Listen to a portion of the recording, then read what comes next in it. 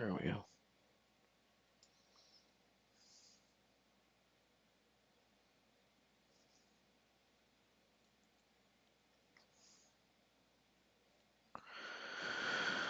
All right, guys.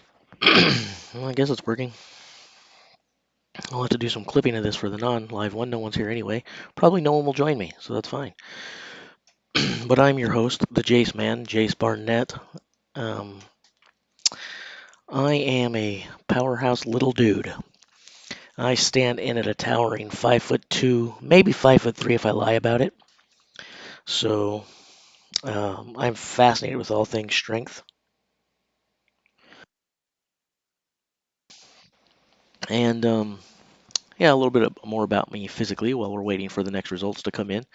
Um, when I was born, the doctors told my parents I was never going to walk, and I wound up walking just fine. I got out of wheelchairs and leg braces and competed in sports, did pretty well with weightlifting and wrestling and some other things. And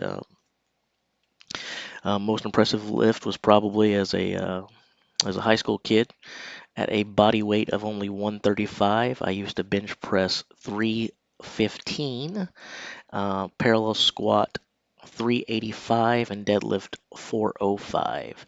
My numbers today, even though I'm about 100 pounds heavier, aren't a whole lot better. Of course, I did stop lifting for about 18 years. So, in any event, never stopped being a fan of the sport of strongman. And we're going to sit here and see how the guys are doing today. And hopefully, someone will come along. We'll see. It'd be nice if I don't have to watch it alone. Not a whole lot to watch anyway. So, here's what's happened so far. In Group 1, Tom took the full 6 points in the loading race with a time of 38:39, which is a blistering pace, although I'll share something with you a second ago. It's not the fastest pace of the day so far. Mr. Kevin Ferris, who I actually anticipate winds up making it into the final with Tom. Um, I think most people figure that Ivars is probably going to get in there with him, but I actually think Kevin Ferris will do it. We'll see. Obviously, this was a speed-based event. It's definitely going to favor a guy like Kevin. Although he has to pick up those implements, he's not one of the bigger guys. That's a little tougher. But speed is his all day long. He took a second, just edging out Ivars with a second faster pace at 43:36. Ivars within 44:37, and those were your top three guys who are getting more than half of the points. So those are your top three finishers in the first group. If we look down here, we only had two people last time I loaded this. Okay, it's auto loading. That's good. So here we go in the group two. Mitchell Hooper. If you'll remember, I said that Tom did not have the fastest pace of the day in spite of 38:39. If you'll see here, rookie newcomer Mitchell Cooper, 8/100ths of a second faster than defending champion Tom Stoltman with a blistering pace of 38:31. Four-time WSM winner Brian Shaw got all five implements at 45. And Gabriel Pena, who is sponsored by Mr. Brian Shaw, just a little less than a second slower. So almost a full second slower, but not quite. 45:88. So he was really pushing Brian there. And then Janasha Thompson and the senior representative Mark Felix bringing up the rear. Um, so in group two, I believe I have, um, I think I had Shaw and Thompson going on. And I think a lot of people are probably thinking Shaw and Constantine. Um, Based on how the first one went down, looks like a lot of people would be off to a slightly better start than me. But man, look at those times.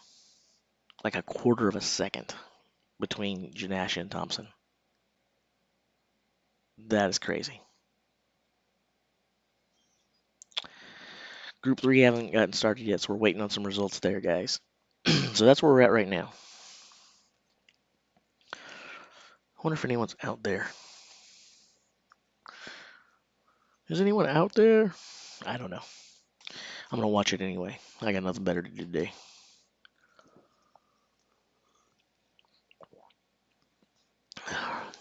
Got my little protein smoothie here. This is protein powder, heavy creamer. And the protein powder, I believe, is I've got 60 grams of protein in here. Um, hey, sup? How you doing, Mr. 4441E94C41? By the way, that is a fantastic username. I love it. Um, it's kind of catchy. I could really see myself,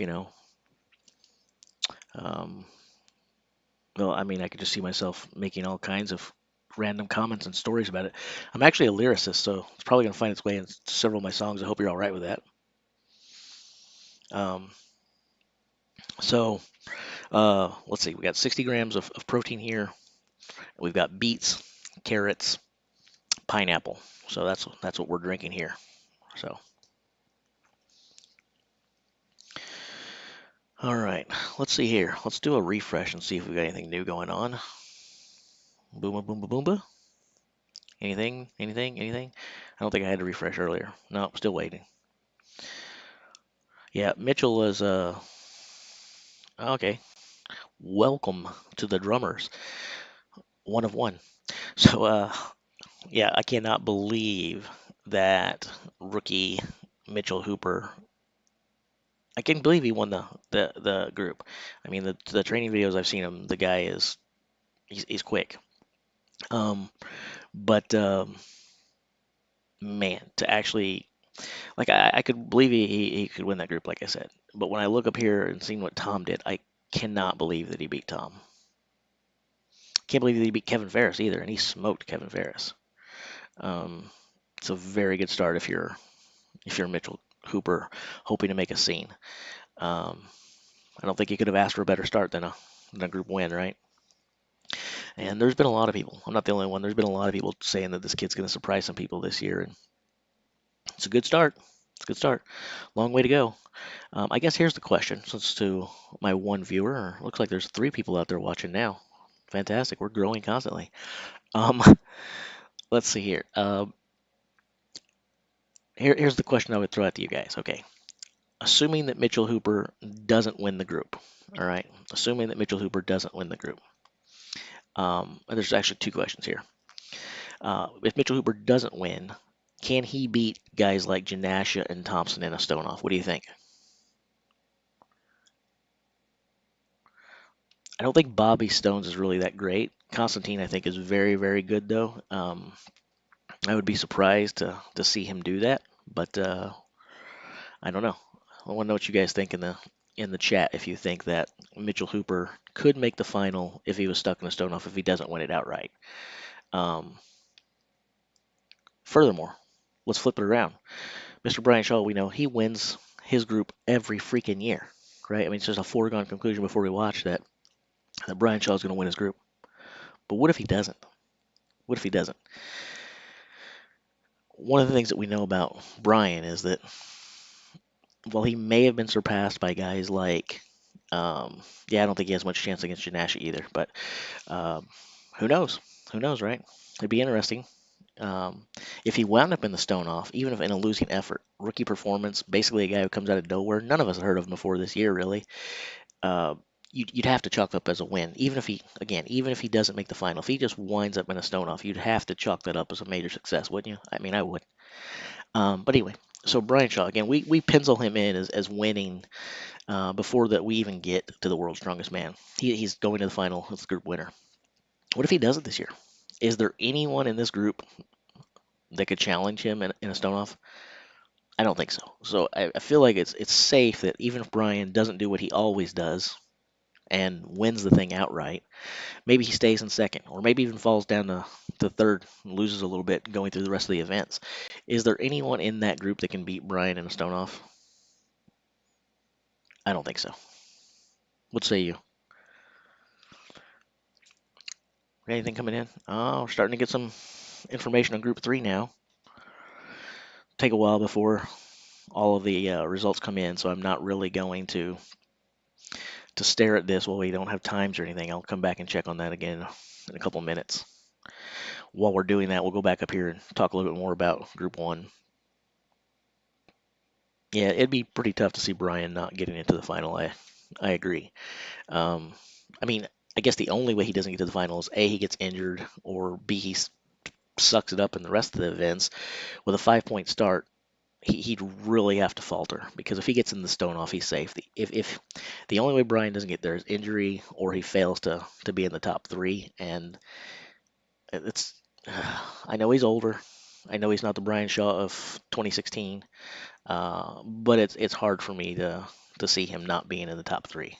And if he's there, I feel like he smashes it.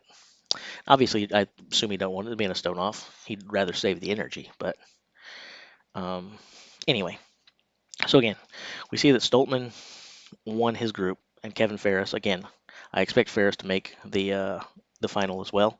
So the guys that I have 1 and 2 in Group One, they are heading that way right now. One event's way too much early, but I will say that I am kind of surprised that Gabe lost in the loading race to Andy Black. If you would have asked me, I would have thought that Gabe would have been able to move those implements a little better than Andy. Um, I'm not really saying necessarily that I thought he would run away with it or smoking, but I think if you would have asked me how this was going to go, this group, I probably would have picked it in this order, with the exception of I would have reversed uh, 4 and 5 for sure. Yeah, I would have thought it would have went Stoltman, Ferris, Ivars, Gabe, Black, and then Manuel. Do we have any more results down here in Group 3? I don't think the good old F5 is going to help. No, it's refreshing on its own. We see that there's times now. Uh, so Gregor's only managed to get 4 implements. So don't I want to draw your attention to this because I don't want you guys to see that time and be like 29 seconds. How come he's not going to? Because he only got 4. That's why. And of course, Gregor's is coming back after I believe it was testicular cancer. Isn't that what he had? Someone correct me if I'm wrong. Isn't he returning from cancer? Or do I have that wrong? I know he's been out. I know he hasn't been able to compete.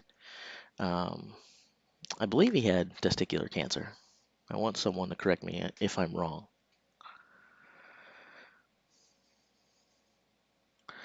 Um, in any event, so far we're looking at Mika on top. I can't see once the rest of the results come in to say Mika is on top after everyone's had their go at it. I just can't see that.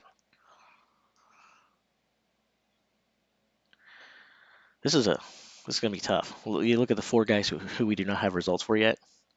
Um, Bishop, Kearney, Mitchell, and Alexi. That's crazy. That is crazy. Oh man, I'm kind of excited about where this is going to go.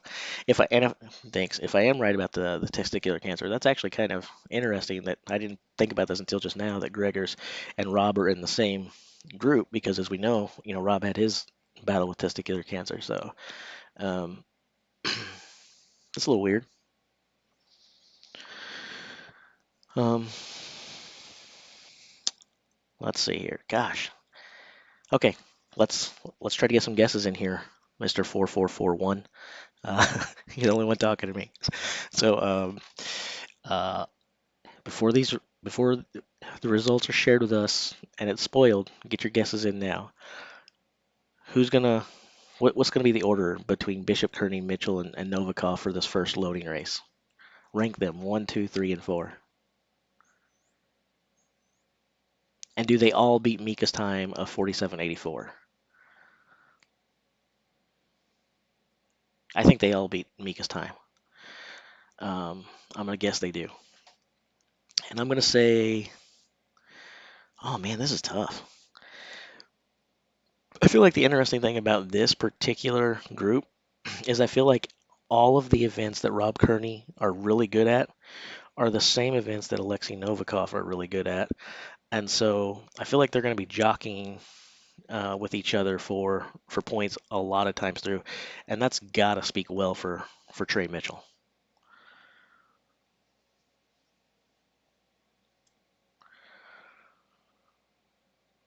Hmm. All right, we got another person talking. Sweet. So we got two people saying Novikov. I think that's a pretty safe bet, but I actually wouldn't be surprised if the world's strongest gay can go ahead and take it as well. Oh, looky there. It says 5.5 points apiece between Bishop and Kearney with no times yet. If that's true, then that would mean that they had to have had the same time. This has to be updating. There's no way that they finished with identical times, right? I mean, that would be impossible. There's no way that they had identical times. That's gonna flip in a minute here. It has to. We'll see. So let's see. Novikov, Trey, Bish, Rob. So I actually think that Rob has a good chance to win it. You got him in the fourth position there. But honestly, out of those four guys, it's tough. It really is. It really is. And I think a lot of it comes down to how they're doing on the day too.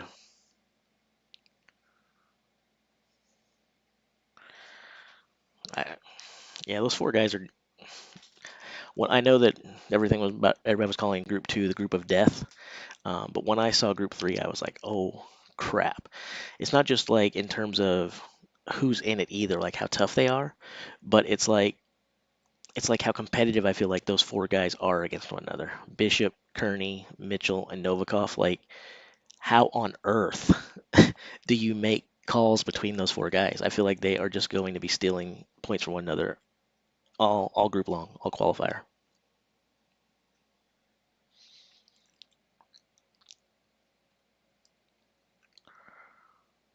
All right, so now the points are coming in properly. So right now Bishop is on top,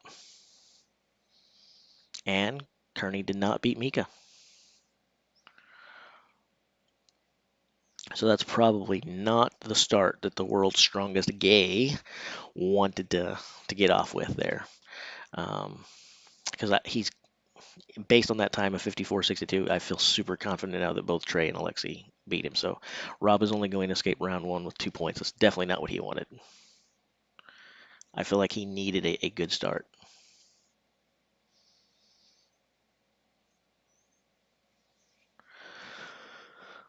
Oh, well, let's see. Can Mitchell or Novikov beat it in 45.85? I think they both can. I think they both can. So it's probably going to go Novikov, Mitchell, Bishop, Mika.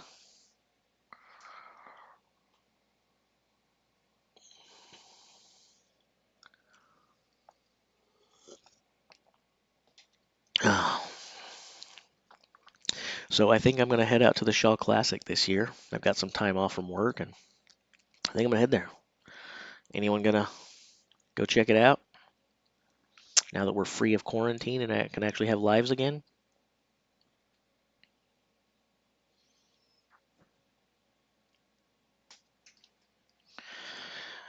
While we're sitting here waiting for some more results, here's something else. I'm sure that in this community, it seems like it's pretty close knit. There's not a whole lot of places to go.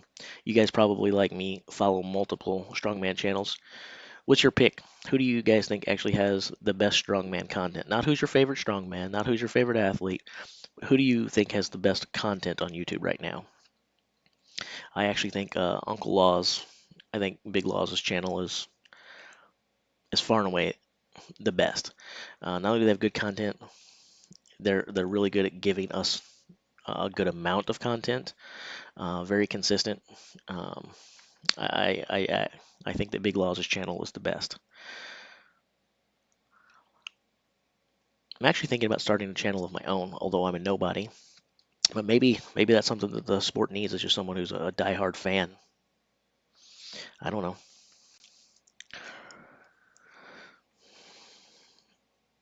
Oh, you went to the Arnold's? That's cool. That's pretty cool. I haven't ever been to any of the major shows. I've been to a bunch of the regional ones, local. I even competed in a couple local shows here several years back. Fun story for you. Uh, I'm so short. There's still not a lot of money in strongman, as we know. Um, but now they're at least catering stuff, and the sport's large enough that implements are growing and they're making them more customizable. But years back, when I competed in some little local amateur shows here, uh, like yokes and things of that nature. I was actually too short to use them, so I had to take a zero in those events because I was actually too tall to use the apparatus, or too short to use the apparatus. True story. So yeah, I'm a little dude. Um, anyway, I'm sure no one cares, but it's a fun story to tell. Come on, WSM. They're as fast about getting the results up as they are at giving us live content, right? You guys think we'll ever get live content from WSM, or do you think that this is what we look for forever? I mean, I know the TV show is so important to them and everything, but I mean, I feel like with the way we monetize social media these days, do you really think that they're making a whole lot of money from TV sponsorships? You don't think that they could make that same amount of money um, by streaming live, getting sponsorship deals through that, getting the Google ad money, and or charging people for like a join? Oh, I'm way shorter than Rob Kearney. Rob is like a giant to me. I stand like 5'2", maybe 5'3" if I lie.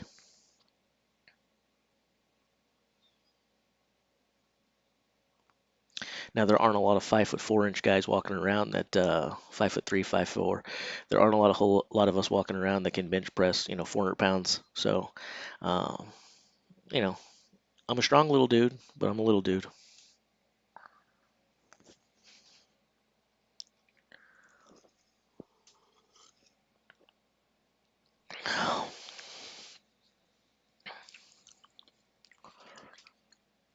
I haven't seen how much money they're getting from their TV deal, and I figure it's got to be a lot to keep them from it. But I mean, it's surprising me because anyone who's watching this right now with me, we all love this sport.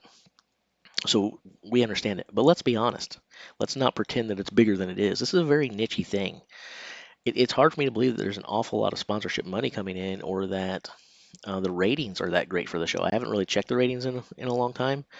Um, but it's just hard for me to believe that there's a ton of money there. I feel like they could probably make it up by streaming, but um, who knows?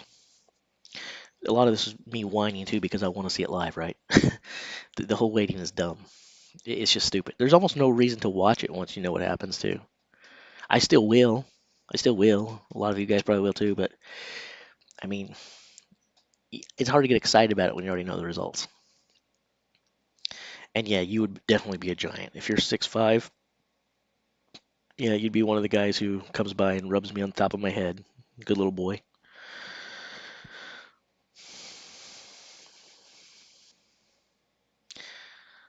They like to call me Mighty Mouse, my friends, when I was competing at the local shows.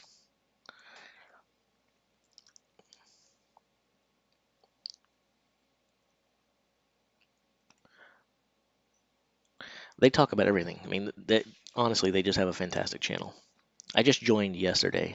I mean, I've been watching them from the start, but I actually joined yesterday, mainly so that I could rib Liz about Brian. Um, but I went ahead and joined, and I'll stay. They deserve my few dollars a month. They give me plenty of content. They deserve it. Did we get more results yet? Okay, full group is in now. Okay, so yeah, Novikov wins it. Whoa, Mika actually beat Trey as well. Wow, wow. I am shocked. This is actually good for Rob though, because I mean, if you're only 1 point separating him and Trey, that's good. Although he would have wanted to be closer to Alexi. The fact that an event that they're both good at has that much separation is probably not good. But this is great for Alexi. And the great thing about this is, you wonder, not to turn it into political things or anything like that, but you wonder with everything going on right now, what would be Alexi's headspace?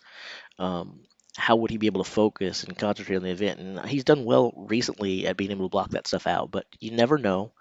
Um, Based on this one result, I know it's too much to tell too quick, but he appears to be locked in. So That's that's awesome. And you are correct. Best time so far. He beat Hooper by by a full second, right? A little bit more, or right at a full second? No, yeah, just a teeny tiny more than a full second. 1 and 6 hundredths of a second faster. Man, now see, this is kind of. I mean, I know this is a hot take and probably a an unpopular take. I'd actually like to see us do away with groups. I'd like to just see everybody go out there, compete on the same events, and score it the same way we do the finals. Most points, boom, boom, boom. And then in the end, you wind up with the people who did the best in the groups, not did the best against who they were with, but you wind up with a final of the people who earned their position that year. I would like to see that. And if they were going heads up, man, it would have been interesting to see Novikov, Hooper, and Stoltman running down the line with with times like that.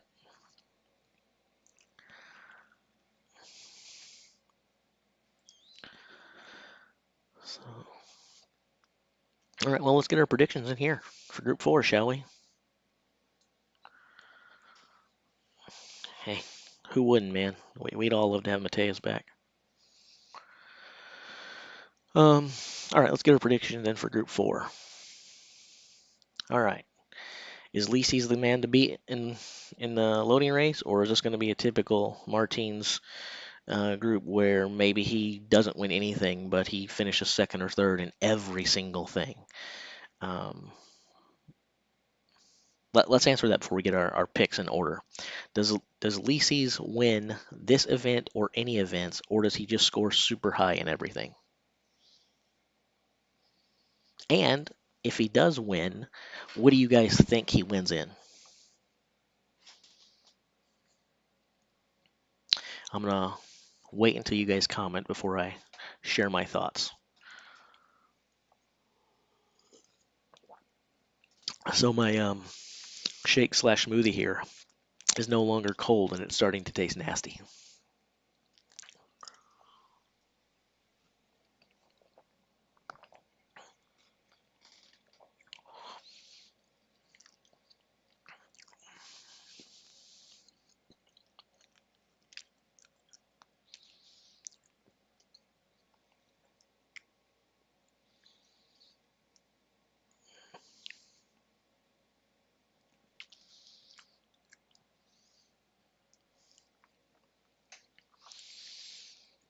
All right.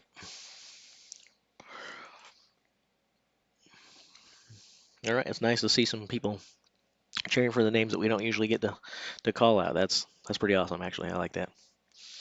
Um, so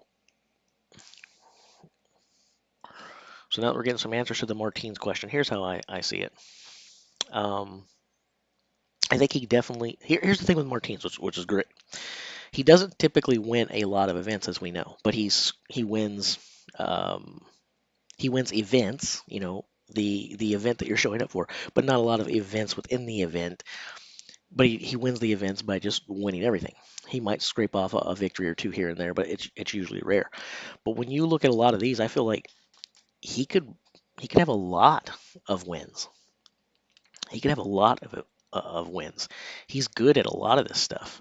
Of course, when do we not say that, right? It wouldn't be weird if I was saying he's good at a lot of this. It'd be more weird if I was saying, "Oh, Martin sucks at these." The guy's good at everything. Um, he very well could. He might win the entire thing. Um, I don't think he finishes any worse than silver. I do believe that if Martins doesn't win the event this year, uh, he he takes second. Um, but I kind of think he's probably going to win WSM as well. Um, but they're not going to roll over and die for him. And I know Laws said he expects Brian to finish like fourth or fifth. I actually think Big Brian will be in the top three. I think our podium this year is going to be Lisi's, Tom Stoltman, and Brian Shaw. And I don't know what order. Um, I will say this: Brian could not ask for a better set of events this year than he's got. He had good events last year, and he pulled off a second. Um, I don't know how many more years he can keep doing this. There has been a decline. You mention a decline, and people get mad at you, like it's like I guess they think that Brian Shaw is supposed to stay 32 years of age for the rest of his life. Father Time is undefeated. Father Time is undefeated, and Brian is still competitive. He's still good. I'm not saying anything other than that, but he's not 2016 Brian Shaw. He's just not, and that's not a knock on him. That's not mean. That's not hateful. That's just the fact that we all get older. It happens to me too. Um, and so I do feel that the events are so good for Brian this year that if he doesn't take title number 5 this year, he probably never gets title number 5. Um, so I think it's do or die. Not to quit competing. The guy can go for as long as he wants. I don't care if he's happy and is enjoying it. Go, Brian, go. But in terms of taking the gold medal, I don't. I think it's do or die for Brian this year.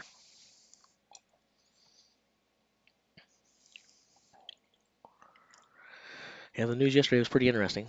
Um, um, yeah, so as far as that topic goes, I had mentioned yesterday, as far as the controversy goes, the way I kind of feel about it is this. Um, I think when you go to something like World's Strongest Man, and again, I've competed, but not in any big competitions, nothing important, all local stuff. I'm a nobody. I will always be a nobody, and I'm okay with that. Um, but I was always very competitive, and I think when you go to something like this, your mindset has to be. I think that we're worrying too much about who's in people's groups. And yes, I understand why. Logically, I get it. I know you want an easier path to the finals. I know you might have to worry, oh, this person's really good in this event, or this person's really good in this event, and this person sucks here, so I can probably pick up some points. I get the logic there. I think the mindset has to be that you need to go there knowing that if there's 6 guys in your group, they could take the 5 number 1 guys in the group. Like you could sit there, if I'm going there and they say, hey, dude, you landed in a group that's got Tom Stoltman, Brian Shaw, Martins Licis, Alexei Novikov, and Maxime Boudreau. I think I have to look at that group and go, sorry guys, I'm sorry that f- 4 of you are not going to be in the final, and I'm going to have to beat the other 2 as well. I you have to go believing, almost like holding them in contempt. They're not going to hold you back. They're not going to compete. You are going to win regardless. And feeling like if I have to knock out all the best in the group, great. That just means the final got that much easier for me. I think when you're worried so much about who you're going to be competing on the front end, I'm not sure you have the correct mindset. You can't go out there wondering if you're going to make the final. You have to go out there knowing that you're going to be the guy everybody's worried about in the final because you dominated so much in the group that it doesn't matter who they put them in there. So that's kind of how I feel about the big controversy. Um, Now back to the thing. Let's go ahead and get our picks in here before they start putting some stuff up. I'm going to say that, man, Max is really good at stuff like this. Um, the smaller guys sometimes struggle picking up the implements and getting them ready. Uh, mm, okay, I'm going to go Lisi's, Max. Oh boy. Oh boy. Um, okay, guys, bail me out. I don't know. I don't know where to go after the first 2 here. Um, Lisi's, then Max. Next in loading will be. I'm going to say Pavlo. Um,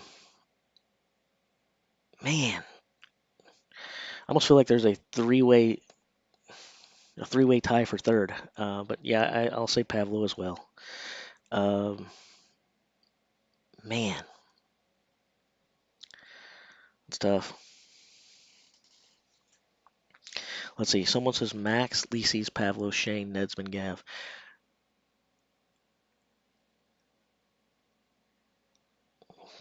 I like the orders of most of those, but I do think I do think that Lisi's beats Max, but I would not be surprised to see that way. I think that's the only thing that would probably change about your order when I'm looking at it there, Pat. Or Patrick. I don't know if you'd rather go by Pat or Patrick. Sorry about that. Um,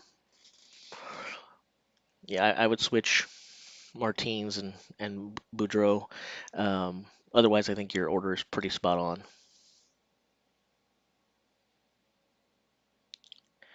I'm not sure, Matthew. If he is, and you guys want to bail on me, by all means do so. Or maybe I could, since YouTube has a Creative Commons license, maybe I could stick his window if we can find it up in a corner. Um, but uh, but yeah, I just didn't want to be sitting here staring at like spreadsheets all day by myself. So thank you guys for joining me so that I'm not just hitting F5 and feeling like the biggest nerd slash lonely guy in the world. um, so thank you. Yeah, no doubt. You should support your countrymen for sure. Terry stream is at 3 Eastern, so we got a couple hours.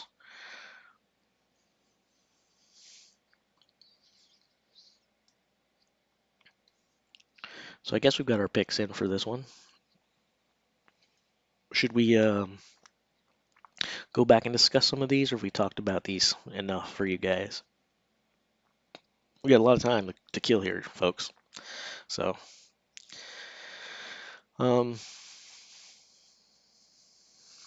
yeah, we've got to get away from this stupid stuff. They've got to start streaming live. This is ridiculous. It's 2022. It's 2022. And another thing that I think is dumb, like, okay, yeah, they've got the exclusive deal. What if they didn't have an exclusive TV deal? What if they still aired it on TV later, but it had done it this way? Again, by the time the World's Strongest Man rolls around, most people who follow the sport already know what happened anyway. So, the same thing I was talking about. That's why I feel like the ratings can't be that amazing when you already know what's happened. Of course, this is coming from a guy who through the early 2000s and stuff, I was still watching World's Strongest Man when ESPN would show them throughout the week from like 1980, 81, 82. I was watching 15 and 20-year-old events 15, 20 years after the fact, even though they showed it 3 times in a month. I'm still watching it. So I'm the wrong guy to be judging this. I am obviously not the target market because I'm going to watch it no matter what, right? Um, but I feel like in terms of even if they streamed it live, they could still make a TV show out of it.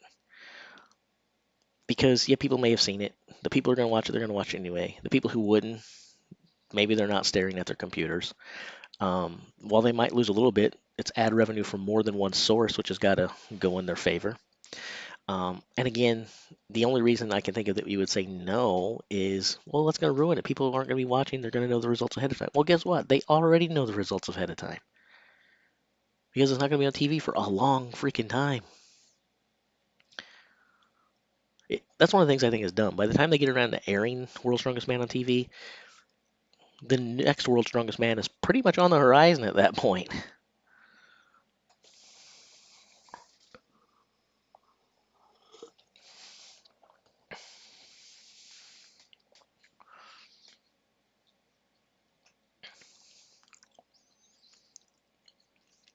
Oh man, 44414 has went silent on me. I hope I haven't lost my first buddy.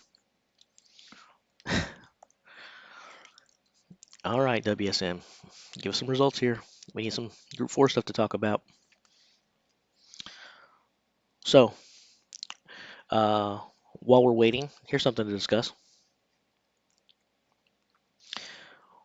What do you guys think is rank the groups? One, two, three, four, five, and rank them in terms of what is the toughest and what is the easiest. Let's start with this. Who do we think? Which group do we think is the toughest group of all, and why?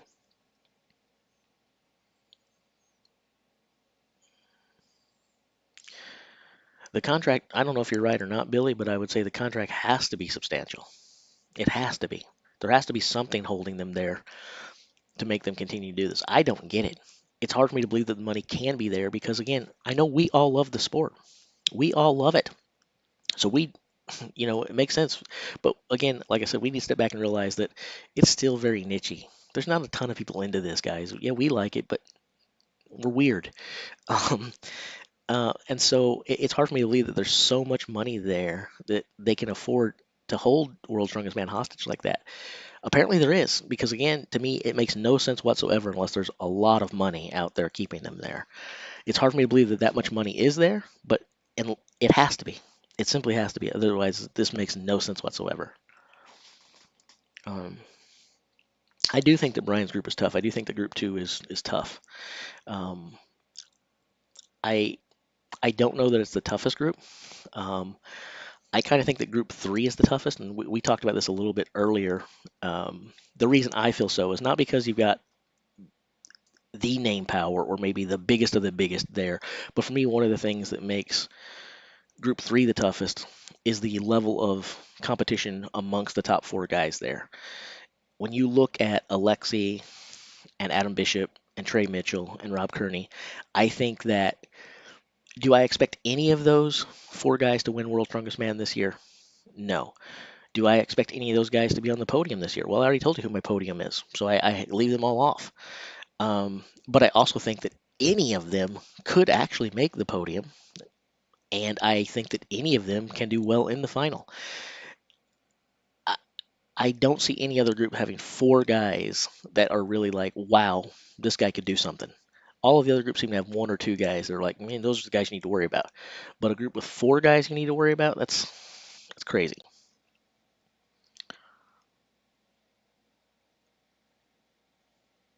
Yeah, I think group three is nuts. Um, I do. It's stacked. And again, it doesn't have the supreme guys that instill fear in you. There's no Lisi's name or Tom Stoltman or Brian Shaw that hovers out there in the ether that makes your competition cower fear. But you see so many guys who are really freaking good that it's like, oh my goodness. There's a couple of those guys are getting their heart broke. A couple of those guys came there thinking, I'm going to make the final this year. This is my year. And they're going to leave going, guess I got to cross my fingers for next year. Um, yeah, sounds like we're pretty similar guys. I I think that three is the toughest, um, and then I probably do think that the group two is the second toughest group. Um,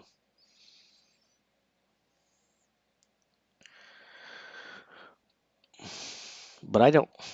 If I was competing again, I want to have the mindset that doesn't matter who you put me in there with, I'm beating everyone. So stick them all in there. But if you look, I'd probably least want to be in the middle groups two, three, and four. Um, one and five seem like slightly easier roads to go. Um, but there's not a single easy group in the bunch. I've heard a lot of people, especially after what happened yesterday. After what happened yesterday, we're almost brainwashed into believing that five it's a free walk to the final. I don't think there's an easy group on here. And that's the one good thing about what has happened with the sport of strongman in recent years is because of its growth. The money is following, good for those guys, but more so, it's just you've got guys who start training at such a younger age and competing at such a younger age that in the future, it's going to be harder and harder and harder to do some of the things that like Pujanowski, Zadrunas, Bryan have done. It's going to be really hard to be a dominant figure because people are getting started so much earlier. And that's great. That's great if you like competition. I mean, if you're a fan guy who really wants someone to rally behind and be like, that's my person, you're probably not going to be as stoked. But if you're someone who wants to tune in and be surprised every time, sit down and watch and not have any idea what's going to happen. If you're that kind of fan, which is the kind of fan I am, I'm excited about where Strongman is right now because it's getting harder and harder to call your shots. Let's see here. I was actually, again, we talked about this a little bit before some people joined us. We're up to 60 people. This is crazy. Um, I I wasn't really surprised that the rookie won the first event. Um, I thought he might. Um, I am surprised at the time that he put up. I didn't think he was going to win. I'm not saying I had him picked. I wasn't surprised if he did pull off a win from the videos and stuff I've seen of him. But the time that he put up, oh my goodness. So by the first event, I don't know if you mean event or group. So let's go back. This is a good point, John. I apologize. We're sitting here waiting for four, and people are joining and haven't paid attention. We'll go back and do a review real quick. Thanks, John, for asking about that. All right. So here's where we're at so far, guys. Looking at the loading race. Oh, by the way, something else. I'll go on another tangent here real quick. Sorry, I'm a tangent kind of guy. One thing I am super stoked about this year is I am glad that all of the groups are doing the same events. I hate it when we have different groups doing different things. That seems patently unfair and patently hard to unpredict. It makes it so hard to know like who's more spent or who had a tougher road to the final, not because of the competition, but because the taxing it took on their body. It's so much more fair when everyone starts on the final like it's day one again because everyone's gone through the same thing. This is way better.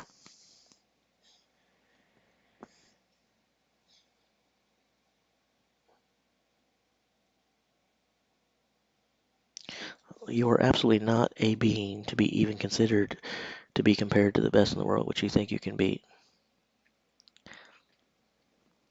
I I don't know what that means. I tried reading it. Uh, Maybe some punctuation, some commas and periods or something. Um, I can't understand what that comment means. Anyway, a review.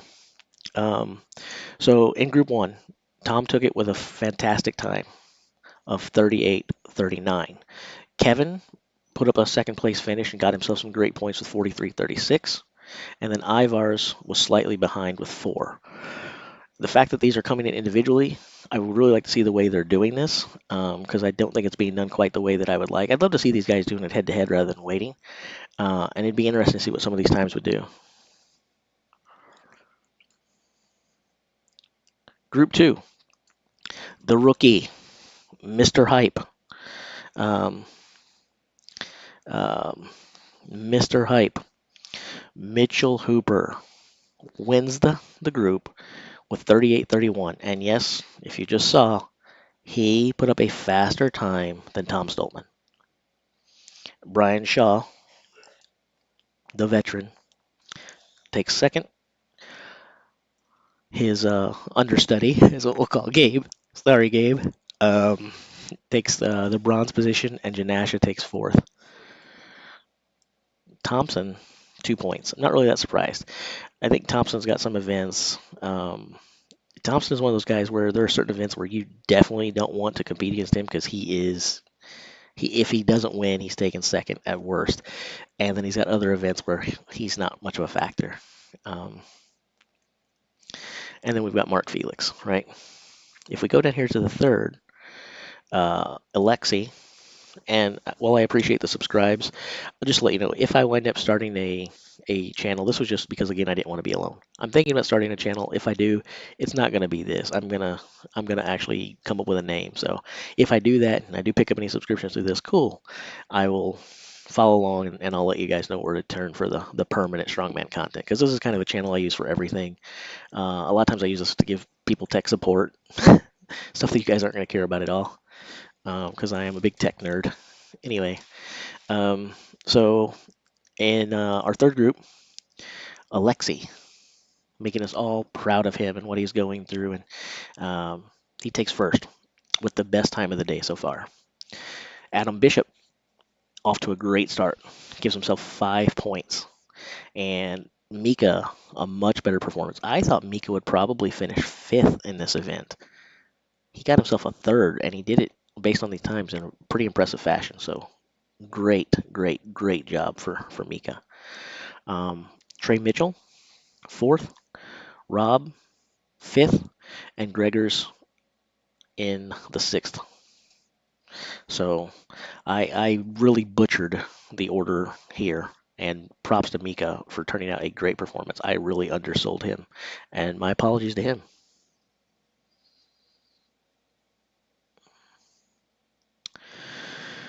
If your question, LJ, is where can you watch, are you talking about like World's Strongest Man?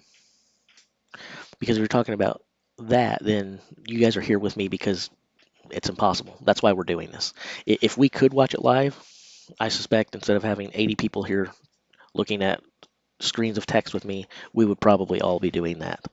Um, we're only doing this because World's Strongest Man sucks and doesn't care about their fans. I kid, but only kind of kid. Um, we're doing this as a more as a necessity rather than just because we all thought it'd be cool to sit and talk. Um, all right, finally, we've got some Group 4 stuff coming in. So I guess we'll park here. That was a good little thing. Again, John, thanks for asking for the previous rounds. Um, do that as we continue to sit here. Remind me to do that because um,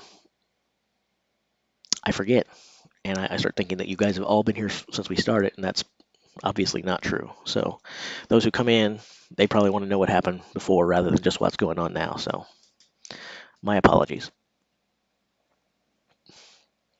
Well, we made our picks for this round, so it's about time for them to start telling us how right or wrong we were.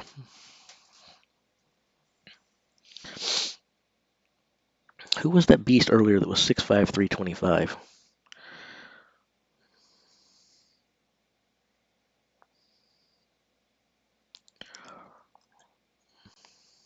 I think that was busting you nuts. Um, oh, maybe you got. Speaking of dudes um, that may or may not do well, or who we'd like to see compete, or so on and so forth. Do you? Well, who do you support in each group? Probably already discussed this, but we'll be nice. Okay, I will. I'll go. We reviewed some of that, but I'll go back and review that in a second. But right now, I want you guys to help me with something. There is since we're talking about guys we like to see compete. I'm not really. I'm definitely a strongman guy. I'm a power lifting fella. I'm not into the cardio stuff. I'm not into the acrobatic stuff. It's never been my game. I don't really enjoy it. I respect those guys a lot. Um, when I was in the army, when I wrestled, when I played football, running all had something in common. If I was running, it meant I was being punished. I got in trouble. So people who go out there and run for fun, yeah, I don't get that. That's weird. That is weird. I've never understood people go out and run for enjoyment. I respect them, but I also think you got to be a little bit crazy. Um, having said that, there's a guy who does like calisthenic workouts. I think he's in Russia, but there's this beast. I've seen a few videos of him on YouTube. I'm hoping you guys can tell me his name. I could look it up. Maybe I will if you guys don't have an answer for me. But there's videos of him doing like pull-ups and crap with like nearly 300 kilos hanging from him while he's doing these push-ups. Uh, this guy's like 285 himself, 270, 285, and he's doing these calisthenic workouts. He can like grab those poles like they do in like um, um, the fit games and make his body stay out there parallel from the ground at a body weight of nearly 300 pounds. I can't think of the guy's name right now, but he's from one of those nations. I believe it's Russia. But when you've seen the videos, if you have seen him, it's like, oh, that's it, Andre Smythe, that's it, that is it. I don't know how that guy would compete. We all like to sit and wonder, but that is some guy I would love to see come do some of this stuff just to see what the guy could do, or to see him train for this type of stuff specifically. Um, it would be crazy to see what his body is capable. Andre Smythe, thank you guys. I knew you wouldn't let me down. All right, so again, who do I have taking the title? We'll start with that. A couple different questions here. I actually think Lisi's is probably going to win this year. Um, he doesn't finish any worse than second. I think it's going to go. I think it's probably going to go Lisi's, Tom Stoltman, Brian Shaw. That's kind of what I expect my podium to look like when we're done. Fortress is not that guy, but if Fortress is, when you say Fortress, you might be talking about the other kid, that the kid who several years ago used to do tons and tons of pull-ups, small guy.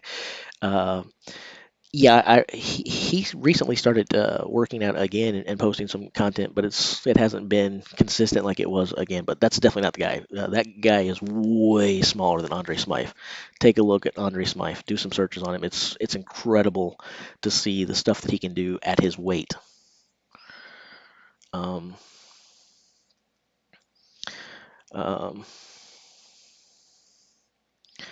Now, you might be right. Evan Singleton could take bronze. I'm going to let you guys in on a secret here. And this might make me unpopular. It might. I'm good thing this is not like in front of a live studio audience, so you guys can't throw cans of tomatoes at me instead of just fresh tomatoes. But I hope that Evan doesn't make the podium, because if there's any, I typically don't really have people that I love, and it's even rare that I have people that I don't like or can't stand.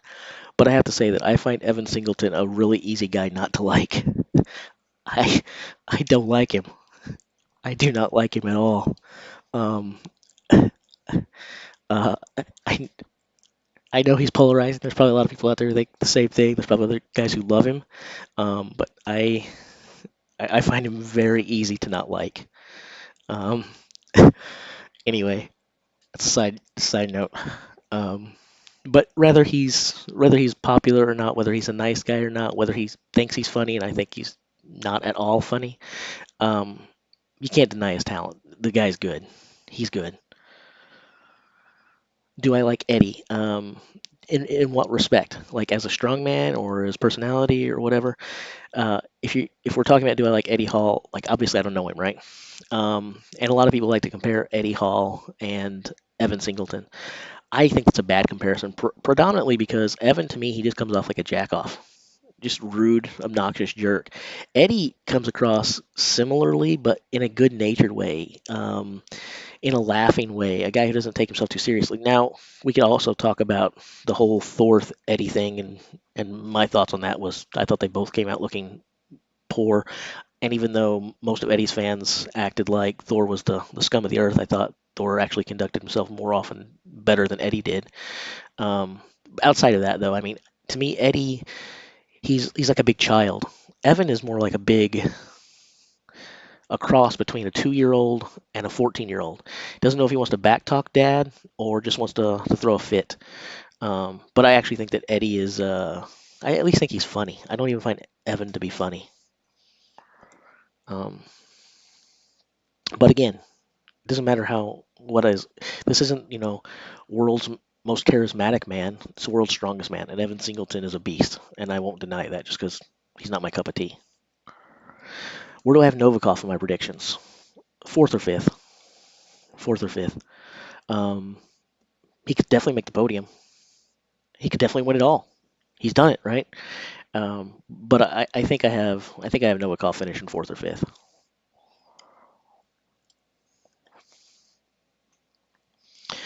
Okay, so since someone asked how do I feel, so I gave you my podium. I'm gonna go through it and tell you what I had for the picks, and some of these are not very close. On Big Law's channel the other day, they posted their when the announcements came out. I went over there and I left a comment, and I can't even tell you for sure who I picked. That's how tough some of these groups were. I will tell you who I think I chose, but I'm not sure in that. But I will tell you who I think I chose, and if anything has changed since I got another sleep in me. But some of these groups are tough. So in Group One, the guys who finished first and second in the loading race, that is who I predicted would move on. And actually, I the top three guys, that's the way I figure this group will wind up: Stoltman, Ferris, and Ivars. I think most people are probably leaning Stoltman and Ivars. I can understand why. Can certainly understand why. But I actually think that Kevin Ferris moves on this year. I just have a hunch. Um, in Group Two, we've got Hooper, Shaw, Pena, Constantine, Bobby Thompson, and Mark Felix. I believe I said Shaw and Thompson from this group, and it could still happen. I didn't expect Thompson to really do good on this event, but I expect him to get more than two. Um, Most people are going to say, Brian Shaw and Constantine Janasha. Those are definitely the safe picks. Uh, but I think the only thing that I'm really sure about from Group 2 is that Brian makes the final. Because, yes, he usually wins, but we've discussed this for those of you who are joining us now and weren't here at the start. There's just no way he loses a stone off to any of these guys. So I don't know if Brian wins the group like he usually does, but he's seeing another final. It's just going to happen unless he gets injured. He's not going to finish worse than third. It's just not going to happen. And those guys are not beating him a stone off. So, but if Bobby Thompson lets me down, then people are probably right. It'll probably be Brian and Constantine. But we don't know. I mean, this is the first that we're getting to really take a look at Mitchell. Off to a good start. That first look is pretty impressive. And Gabe he's a stud. Group 3. Okay. In Group 3, I believe, and again, I'm not sure about any of these. In Group 3, I think I said, man, I don't even know if I want to go back and look. I'm actually on the World's Strongest Man, the official website. If you go there, there will be a banner at the top for 2022 live results. As a matter of fact, I'll go ahead and if you guys want to leave me and not watch it with me, I'll cry, but that's okay. I'll post the actual link here in the chat if it lets me do that. I don't even know if it lets you do that in YouTube or not. There you go. That's what I'm watching. Hopefully you guys stay with me. But anyway, that's where the results are coming from. I believe I said Alexi and Rob Kearney move on out of this group, but I'm not sure of that. Maybe I said Mitchell and Kearney. Maybe I went with Mitchell because I thought that Rob and Alexi would fight too much for points back and forth in the events that they're good at. But man, I'm blown away by this first event. It shakes everything up for me. I was not confident about calling this group at all anyway. We've talked about this a lot already. Alexei Novikov, Adam Bishop, Trey Mitchell, Rob Kearney. Like, how on earth do you decide who's the stud of that group? It's just too tight a competition. I think I did say Alexei and Kearney, but the more I'm saying it out loud, the more I'm thinking I probably didn't do that because I would have thought those two canceled each other out a lot. But yeah, I don't know. I probably won't feel confident about this group until we get through the wrecking ball hold. In other words, I won't be confident about this group until it's over. Um, Group 4. I picked Lises and Max. I mean, you've almost got to in this group, don't you? Don't you pretty much have to choose Martins and Max in that group? Not that, and I don't mean that to be disrespectful to the other guys. Novikov Mitchell was a very good pick from before. But yeah, in this group though, I think you've got to go with Martins and Max. You've got to. Brian finished second. Chris, I'll go back and show the results in a minute. He finished second in the loading race, behind rookie Mitchell Hooper. It'd be nice if they would go ahead and announce it. I feel like we've been looking at these Group 4. I think we've been on the screen for a long time. Have we not? I mean, it feels, for those of you who've been with me for a long time, doesn't it feel like we've been waiting for these Group 4 results for like the last 6 hours? It's kind of crazy. Anyway, in this group, I think Lises and Max move on. And then in Group 5, I've got Luke and Evan Singleton. And it almost hurt my heart to have Evan Singleton going on to the final because, again, I find him so easy not to like. I didn't want to pick him for anything, but you can't pick based on whether you like a guy or not. You got to pick based on their skills and what they can do. And so, yeah, I picked out of Group 5 Luke and Evan. So for those of you who asked, For those of you who asked, that's how I picked the 5 groups.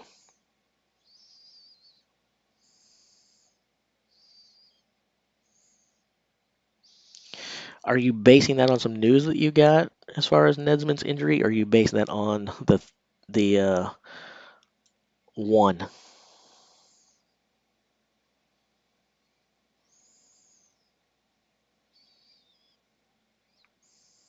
I'm very, very curious if we've got a news update coming. The one implement. Okay, that's a pretty safe assumption, but I don't want to start talking that until we hear more. If someone can confirm it, maybe do a little research and let us know. That'd be great. But I don't want to start putting that out there into the ether because not that I believe in curses or anything. I don't want to just start wishing any negative on these guys. But yeah, one is probably a bad sign. Hopefully he's okay. Hopefully he's all right. Um,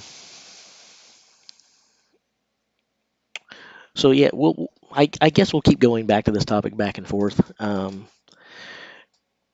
My picks, uh, my podium is Lisi's, Tom Stoltman, Brian Shaw, gold, silver, bronze. Um, am I sure about those picks? No. Am I confident about those picks? Not really. Um, I actually, you can't watch it live anywhere, Victor. Um,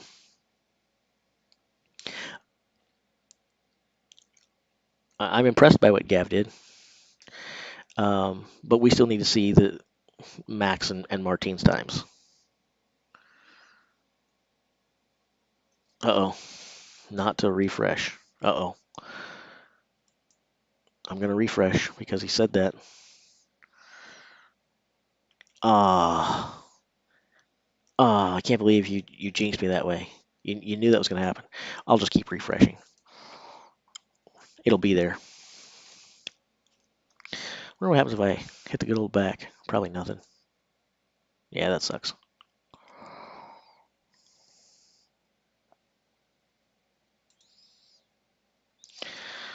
I wonder if it would have. Well, it's not back for me yet. We're gonna have to have you send me your screen. And I was getting ready to say that. I was getting ready to say, don't worry, guys. If their site goes down, I've already planned for this. We'll go over the Strongman archives because I didn't put all of my eggs in one basket of thinking the world's strongest man would would deliver. Because let's be honest, they they suck. Um, so don't worry, guys. We'll refresh a few more times. If this doesn't work, I'm gonna go over to the other resource and we'll get results from there. Um, I guess I could actually go ahead and pull it up over here while we're waiting. Um, oh, I don't like this. I don't like how it's got the groups separate. Is there no, are they not running it where you can see all of the groups simultaneously? If I've got to do that in separate tabs, that would suck. This is previews though. I'll open these up in some tabs. We'll see what's going on.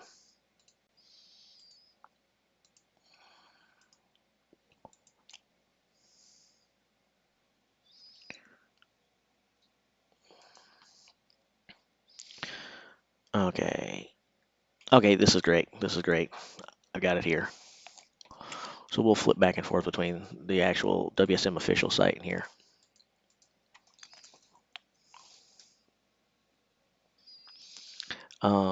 I don't know why the world's strongest man can't be fan friendly, but they're definitely not. All right, so now that we've got some results here, I guess we can take a look. So here's the full group 4. So Lisi's does get max points. So when I thought that he could win that event, he did. And Max, what do you know? Take second. I just think that those two are just going to have their way with group 4. Pavlo gets third place. Not surprised there. Gav beats Shane. I'm a little bit surprised. And I am a bit afraid that we're looking at an injury there.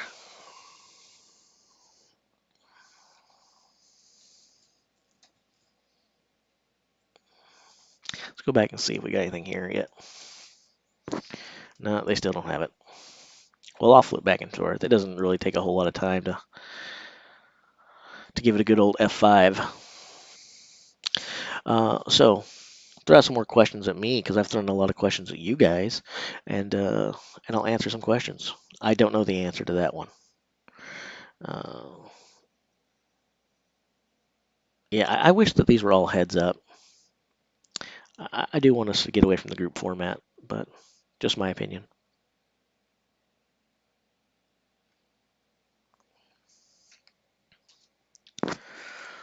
So let's get our Group 5 predictions in here for Event 1. Obviously, this is not Group 5 for what I don't know, your loading race might be your predictions for the order of the groups, but loading race, Group 5, what do you guys got? I think I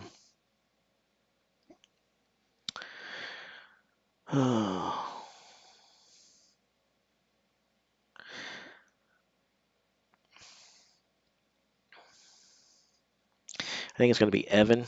Oh, gosh, it hurts me. Luke, Ethor, and then no clue.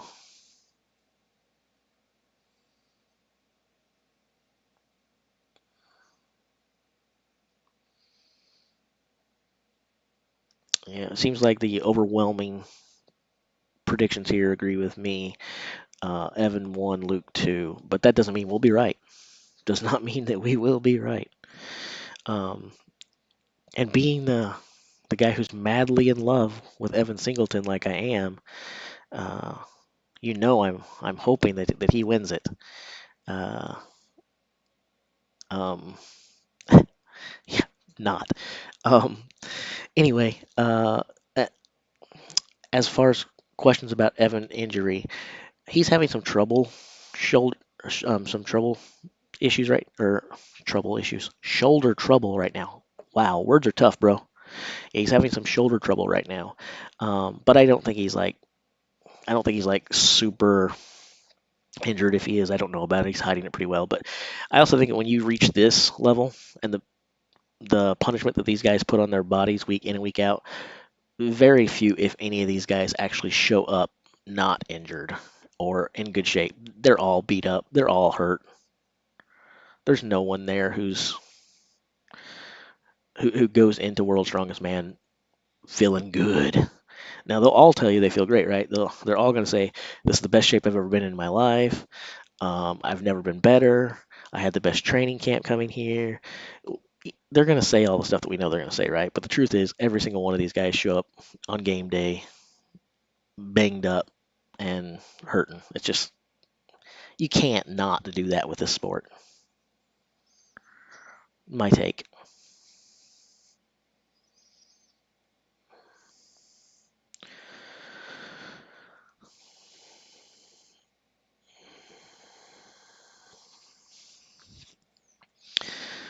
Well, Evan, I don't know if he's injured or not, or if he's small or not, but I just don't like him. I just don't like him. Um, anyway, all right. Is it time for us to go back and do another review? Is it time for us to go back and do another review? We've picked up a lot of viewers in the last 30 minutes or so. We should probably go back and review the other groups. Let's do it. Let's do it. All right. Group 1, Tom Stoltman taking max points with Kevin Ferris in the silver medal position. Ivar's super close behind Ferris with 4. And again, this is kind of disappointing to me because I wish these guys were going heads up rather than one on one because I hate. I want to see what these guys do when they can look there and see how much they're being pushed. Um, I can appreciate that opinion, Nick. I actually do like the races as long as the implements are heavy. And I also think I like to watch these big, strong fellas go. Again, I'm a strength athlete, and I'm not a go athlete. I hate anything fast or cardio or anything driven. It's move heavy thing, Jace. Move it. Okay, me do. Pick up. Yes, I will. Um, but uh, I'll get back to that in a minute. But anyway, as far as it goes, I do like the sort of racing things because it's hard to have something much more competitive than that. And as long as the stuff is big and heavy, I'm cool with it. The one thing that I would say that I don't necessarily like in terms of the events is I don't like when the events seem like they're more about speed or athletics than they are about strength. Sometimes the weights just aren't pushing these guys, and they need to be pushed. But it could be worse. I don't know if you guys seen the videos a long time ago in WSM. They had some really stupid events. One was basically like guys playing tag almost. It's a funny world and a funny sport. Anyway, also I think another reason I do like the race is to kind of almost work against myself, even though I'm not a speed guy or a cardio machine. Is let's be honest, these guys, I love the sport. I love watching them. There is nothing healthy at all about going through your life 300, 350, 400 pounds. It's not good on you. It's not good on you. And they do this and they put themselves through it out of pride, out of love of competition, and out of a desire to entertain us. And I appreciate that. But it's not good for them. And so I think we've almost gotten rid of the notion of the power belly and the notion that if you have a 55-inch waistline, it's totally cool if you compete in strength because that actually helps you. I think we've gotten the science behind it has told us that okay, that's just not healthy. It's not good. In some ways, if for no other reason than for these guys' own health, I'm kind of glad that we see things like speed and races in there because it almost forces these guys to do what they wouldn't do otherwise, which is keep themselves a little healthier. And I think that's good. I think that's important. We should want these guys to stay healthy if we care about them. Yeah, I'm on my way down. Uh, Group two: Mitchell Hooper, max points. Brian Shaw, second, and Gabe Pena. Ne- Janasha only managing a fourth here. That's probably a surprise to a lot of people. Oh yeah, isn't that didn't Kaz tear his bicep on the bar bend? I think I recall that. Um, you can't watch it live anywhere. Sorry. Group three: Novikov wins it 37-25. Crazy, crazy. Adam Bishop takes second, and Mika to me with the performance of the day. I thought he would finish fifth in this event. He pulls off a third. Good.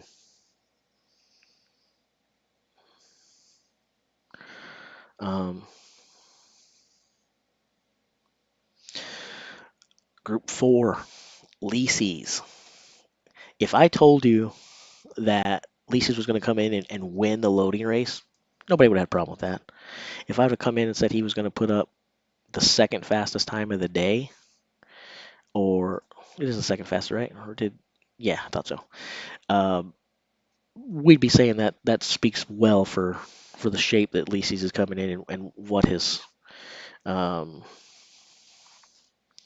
what his prospects going forward would be, right? Max takes second, and Pavlo with third, and then we're waiting on Group five. All right.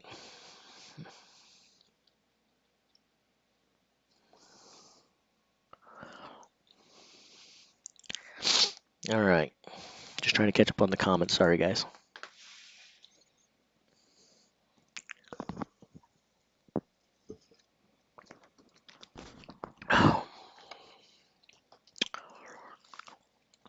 We don't know. We're still speculating, but we believe he was probably injured. It's hard to fathom him only getting one if that's not what happened, but I wonder if we can get some research done. I don't want to do the research like live on the screen because it's probably not gonna be fun to watch that. But let me do a search real quick. You guys can't see what I'm doing, so we'll just sit here and talk. Um, let's see here. See if I can get an update on him. Let's see here.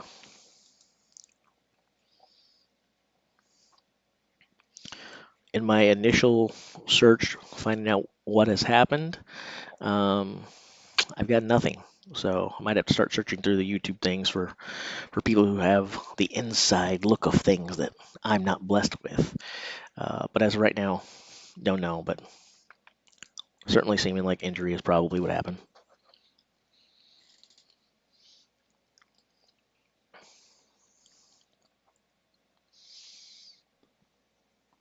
I'm not really surprised to see him beat Max by 3 seconds because Max doesn't have the biggest wingspan. Sometimes it's hard to get those things loaded without those. Um, but then again, I mean, you look at the way that Max does those stones. I'm super impressed by Max Stones, not only because Max is really good at stones, right? But because he doesn't have that wingspan to work with that most really good stone lifters do. So uh, Max is impressive. He's an impressive specimen. What do I think about the Luke Stoltman audio? So I've commented on this already. Can't watch it live anywhere. I feel like half of this chat is really going. You can't watch it live anywhere. Can't watch it live anywhere. Sorry, can't watch it live anywhere. Um, so that's pretty much the entire chat, right? Um, blame World's Strongest Man. Very unfan friendly organization. Anyway, the Tom audio. I I'll comment on this, I guess, one more time, and then after that, when it comes up, and inevitably it's going to come up again. I know that. I think I'll just say I talked about it earlier. Go back and watch it later. But one more time, I guess I'll get into it, which is, uh, I think it's sad. I think the timing of it is terrible. I think it's suspect. I think you've got to question like why stuff would happen when it's happening. Um, Seems more than coincidental. Um, it's a bad look for the sport. It's a bad look for everyone around. Certainly all of the promoters. Um, a lot of people think it makes Luke look terrible.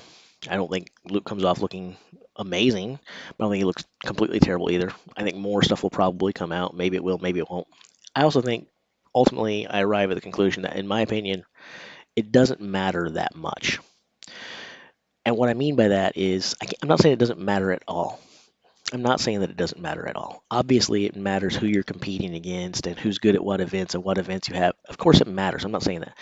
But I think what's more important than that is confidence and psychology.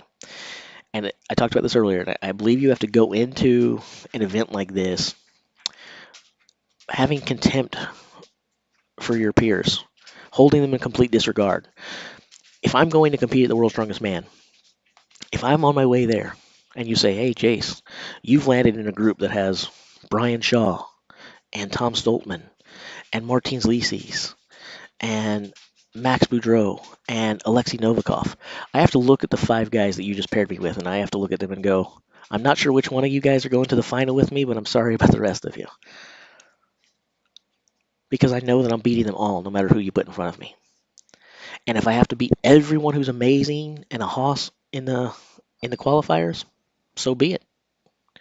The final just got a lot easier for me. Yay. I'm happy about that, right? Um, so I think that has to be your mentality. If you're worried about who you're competing with in the qualifiers, I feel like you're already setting yourself up for defeat. You're already questioning whether you can get the job done or not. And there's an old saying, and that saying is whether you believe you can or you believe you can't, you're right. And so I think it's important to go to something like this. And yeah, you want to be logical. Yeah, you want to be smart. Yeah, you want to be strategic and plan and so on and so forth. But at the end of the day, what you really want to do is you want to go out there and compete. You want to give it your all. You want to blow them away. You don't want to you don't want to go in there looking for the best strategy to get there. You want to dominate. You want to put a stamp on things. And so I think that while the Luke audio and everything is terrible and tragic and sad and all, I still think you have to go there and just be like, it doesn't matter. I'm going to perform. Do whatever you want, and I'm going to perform. I agree. Big Gav looking good. Um, all right, let's see what I missed in my rant answering that.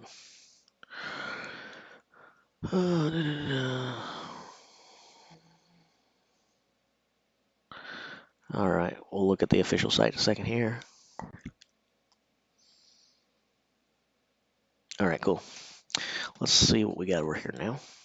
Oh, yay, live results back up. Great. Are they any faster than they are? No, they still show the same thing. That's just dumb. Give us them all or don't give us them. It's not live anyway. It's not like they're sticking one out there usually. They're usually sticking one or two or three or four of these at the same time.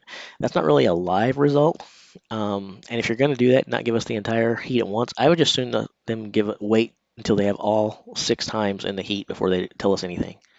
Because seeing a little bit of this at a time, it's a little bit annoying to me. We start speculating like, oh, are they telling us that because they keep sticking like 6 points out there, like here. According to this, Ethor got 6. Well, it's because you haven't told us anything else. But it sets it up that now I'm expecting Ethor wins the thing, and then you give me something else, and now Ethor is down in third or fourth or fifth. It's like, what?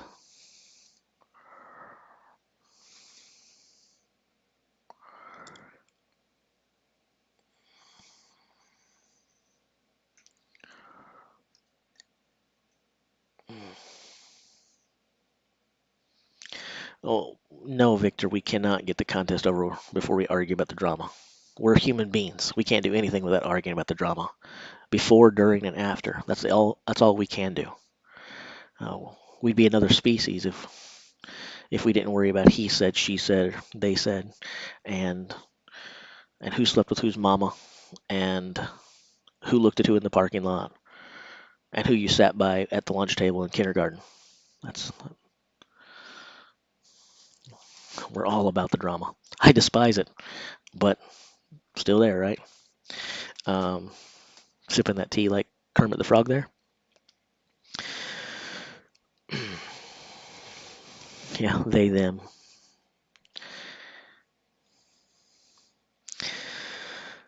Oh, the leaked audio. You're probably better off not knowing at this point, Anthony.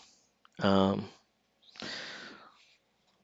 and again, I talked about it earlier a couple times. I'm not going to keep doing it because I just think it's bad energy, and I don't want to put a whole lot of time on that. I want to be happy today, and I'm excited about World's Strongest Man. So um, I do compete. Well, I used to compete. I haven't done any shows in a couple years, but they're make no mistake about it, Thomas. I'm I'm not I'm nobody of importance, and I'm a little dude.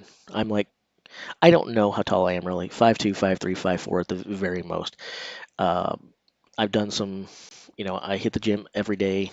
Um, I'm a pretty strong fella, and I can lift more than anyone in my town. But it's also a town of like 5,000 people. So you're not going to see me on any magazine covers. You're not going to see me competing in anything of consequence. But I've done some local shows, and I shared with them earlier a few years ago when I was doing some of the amateur local shows. It was interesting because I'm so short that I couldn't actually use the apparatus. There were several times when I, like in a yoke, I couldn't carry the yoke because even at the lowest setting, it wouldn't set on my shoulders. It was still too tall for me. So I had to take a zero. So needless to say, I've never done too well at any competition because I've always had to struggle with whether or not I can even compete in the event. And there's two things you can do about that. You can either laugh about it or be sorry about it, but I find it funny. Um, hurry up and tell us how Singleton and Luke did. Come on. Let's get some real points up here. Yeah, slowly is the key word there. Who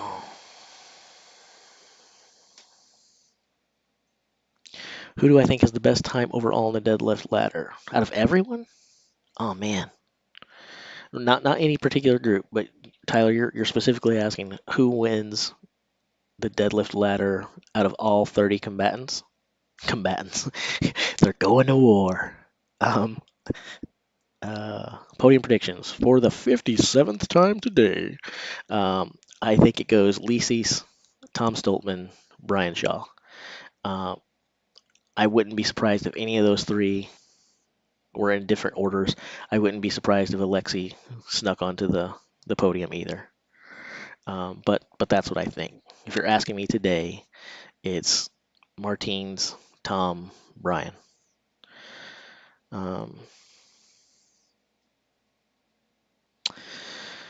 um, okay, overall deadlift ladder. Oh man,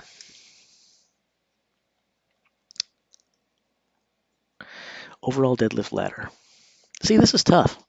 If we were just talking about like deadlift for max weight, I think I think I'd have a different answer, right? The whole speed of things changes us a lot. Man, ah, geez. I'm gonna say something very controversial here. I'm gonna say something very controversial here. I'm gonna blow everybody's mind. The fastest deadlift ladder of the entire event will go to newcomer Mitchell Hooper.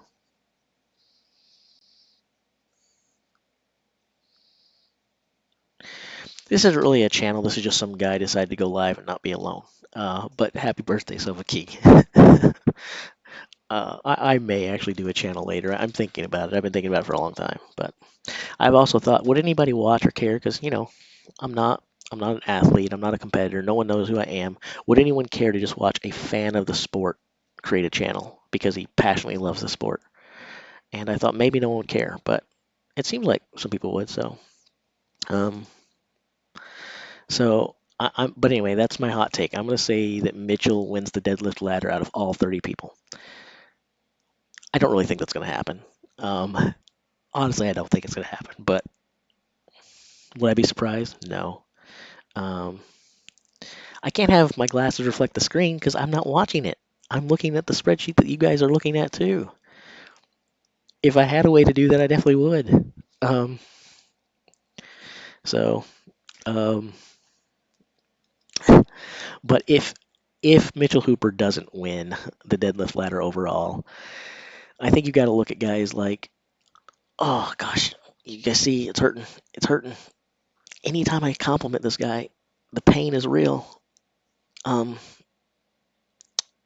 Evan Singleton could win the deadlift ladder, but seeing how he did there, um, it does my heart good. I Let me get back to the deadlift ladder because we're all here about the things, and you shouldn't root against people, but I like it. Um, I like Evan getting 2 points. Now it doesn't work very well. It's not a good start for him because I say uh, Evan makes it into the final and probably wins Group 5 with Luke finishing second. Um, for my prediction, it's not very good, right? But but as someone who finds it easy to not like Evan Singleton, then it's a good start for me. I feel like an a-hole saying that. I really feel like you're a jerk when you root against people or when you have people you don't like. I literally try to like everyone, but gosh, he makes it so hard to like.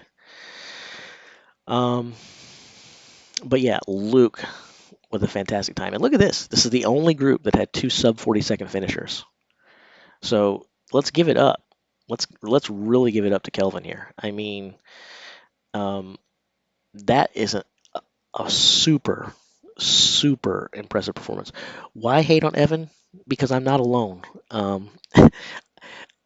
He's polarizing. He's got a lot of fans, but I think he's also got a lot of people, and probably more people that don't like him than do. Um, Regardless, I just don't like him. I just don't like him. But anyway, again, get away from the negative. Back to the positive stuff. Kevin under 40 seconds, or Kelvin under 40 seconds. That's crazy. Um,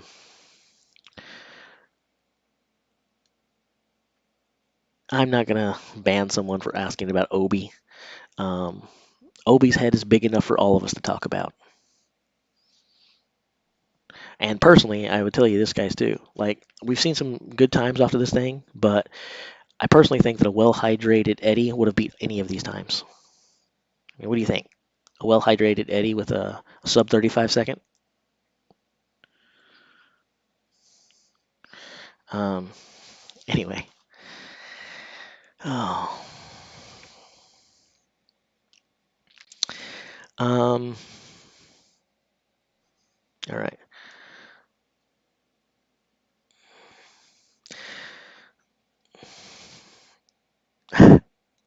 That's good stuff there. Um, I don't know if he's ever well hydrated or not, but I mean, you could probably compete like with a garden hose in your mouth, and you're running down the track with the constantly pumping water into you. That'd probably be pretty good. Um,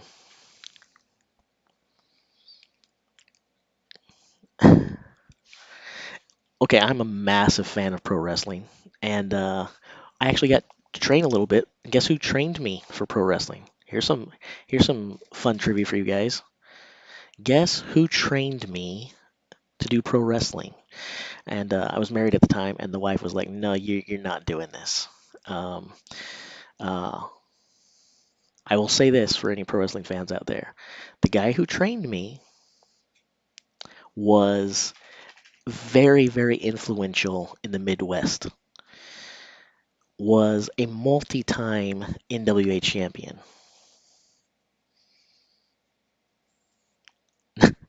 Biden, Andre. No, here you go. I'm gonna say a name, and it better mean something to some of you. If none of you guys know who this person is, then I'm gonna be really ticked off. Uh, Handsome Harley Race. Harley Race had a school here before he passed away. And another interesting fact, will tell you how I met Harley.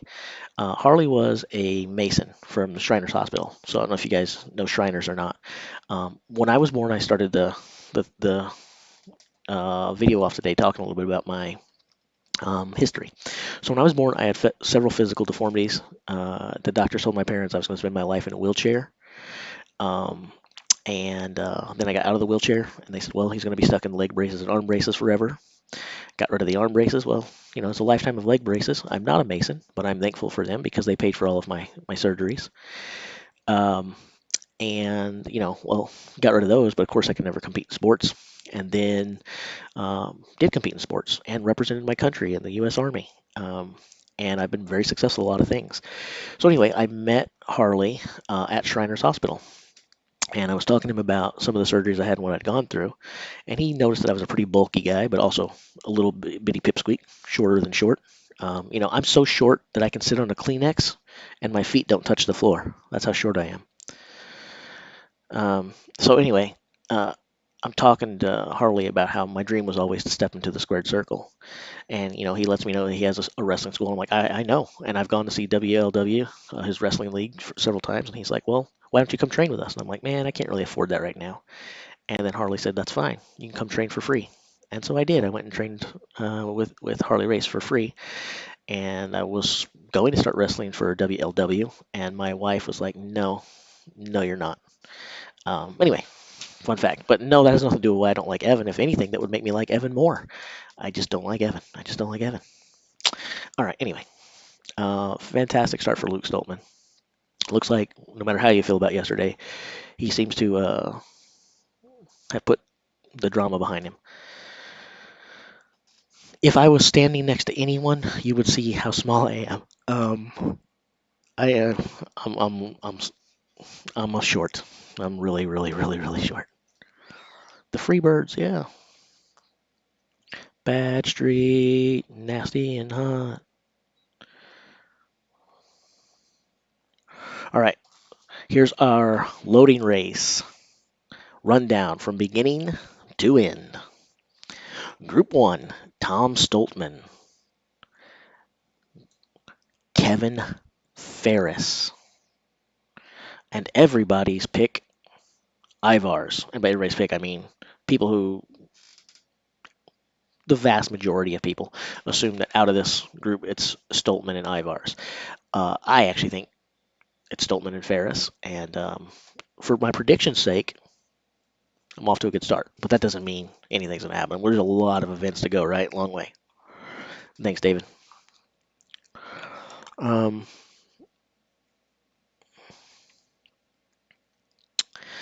um, I am currently, again, I don't know how tall I am.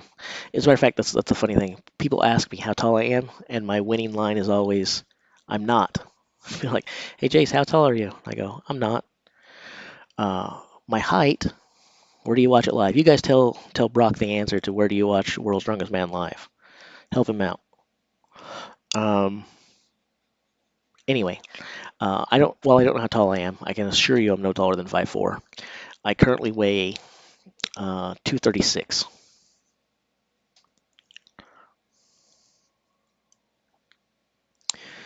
Um, I don't know what time it is. I'm hoping they get started on it right away.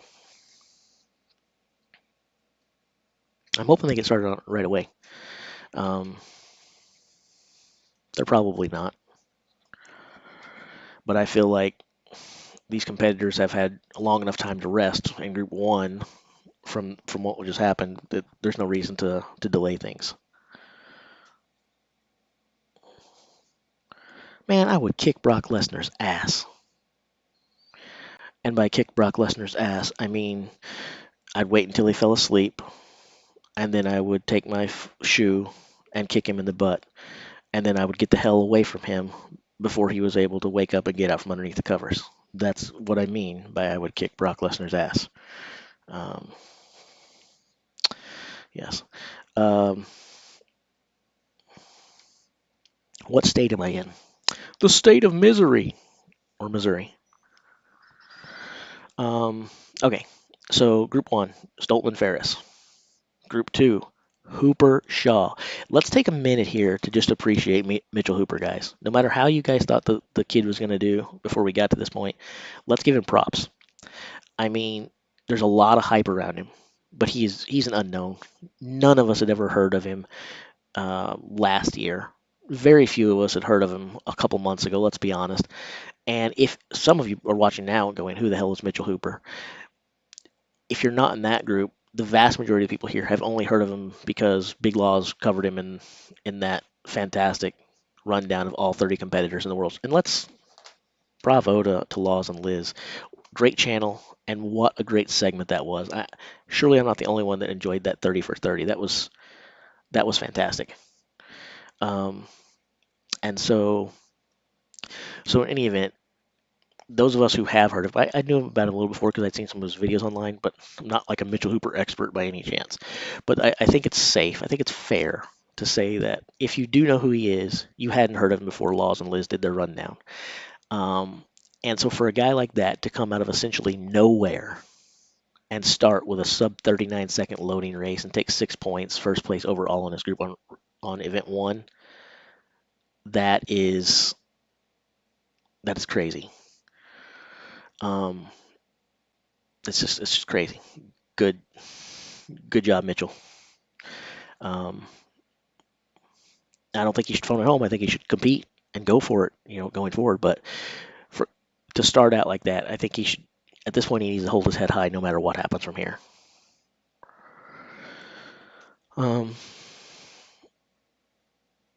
Oh, I might have to look that up, Matthew. All right. So again, Shaw takes second there. Gabe and Janasha in the third and fourth place positions. My second pick on going to the finals, Bobby Thompson. He's got some work to do. Granted, I expected to have some work to do. I didn't think he would do very well in the first event, but I still think he's going to do well. But I need him to have some good events coming up. I need him to do well. Otherwise, my picks go down the drain. And that's okay.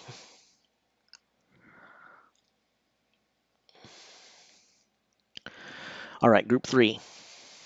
Mr. Ukraine, Alexei Novikov, max points 6. Adam Bishop, probably a surprise to some here. Not that he did well, but that he took second overall. That's good. Alpha Q. I don't even know what the Alpha Q store is, so I will assume that you did not see me there. I feel like it's safe that if I don't know what it is, you probably didn't see me there.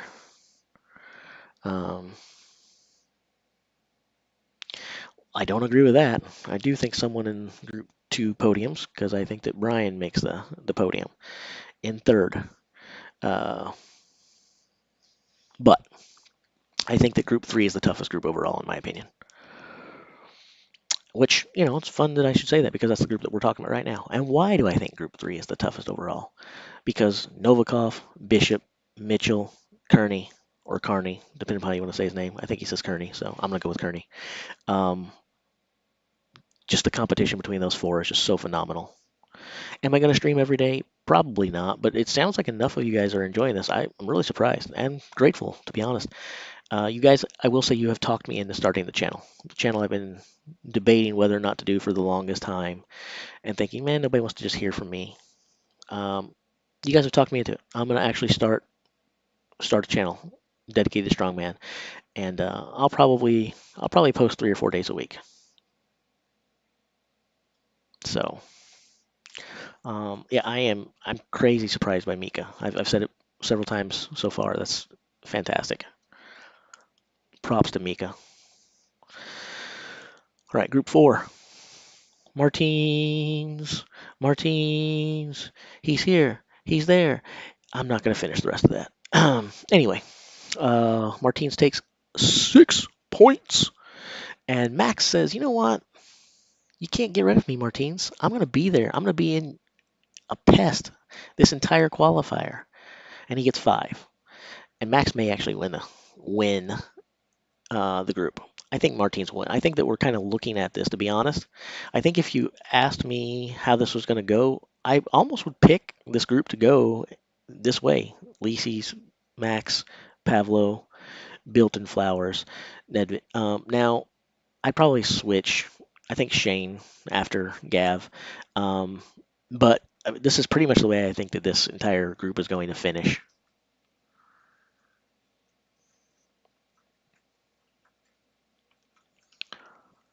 I will say this, guys. If you're subscribing, I appreciate it. I'm not going to tell you not to. But keep in mind that this will not be the channel. I will start one. It'll have a more strongman name other than Jace Barnett. I use this channel mainly to help people with tech support stuff and things of that nature. You guys would unsubscribe quickly. But I tell you what, because you're following me, when I do that, if you do subscribe, I will let you know where to go. And hopefully you guys will click over, follow the link, and join me because you guys have talked me into doing it. And I appreciate it because I've been on the fence with it for about 4 years now. Should I? Shouldn't I? Should I? Shouldn't I? And I just didn't want to be alone today. I wanted to have some people to keep me company while I was waiting for the results. And so thank you guys. Honestly, thank you because I was going to be bored and lonely today. Group 5. All right. The final group. Luke Stoltman gets 6 points. Now, here's the cool thing. I don't know if you guys picked this up or not yet. Let's look at this real quick. Luke, older brother, often overshadowed by younger brother, right? He gets a time of 37.95 to get max points. But looky here, back up to group 1. 38.39. Big brother schools little brother by almost a half a second. Right? Kudos to Luke. So, why no live streaming? I don't know. Why does it suck? Agreed. I think everyone universally agrees. There's very few things that I think everyone in the world can agree on. Very few things that people can agree on. I think one of the things that people can agree on is that no live streaming of World's Strongest Man is absolutely stupid. I agree with half of what you said, Miles. I agree with half of what you said. I do think that Luke sometimes is more well-rounded. I do think that Tom's size is an advantage. However, when you say the events don't play to him this year, that's the part I don't agree with. I think there are an awful lot of events this year that definitely play to size. I think that having big size, height specifically, will be a major, major component of a lot of events, especially in the final. And and so I agree with some of your assessment, but I think that Tom size is actually going to help him out a lot in the final. Um, all right. Do do do do. Let's see. I'm trying to catch up, guys.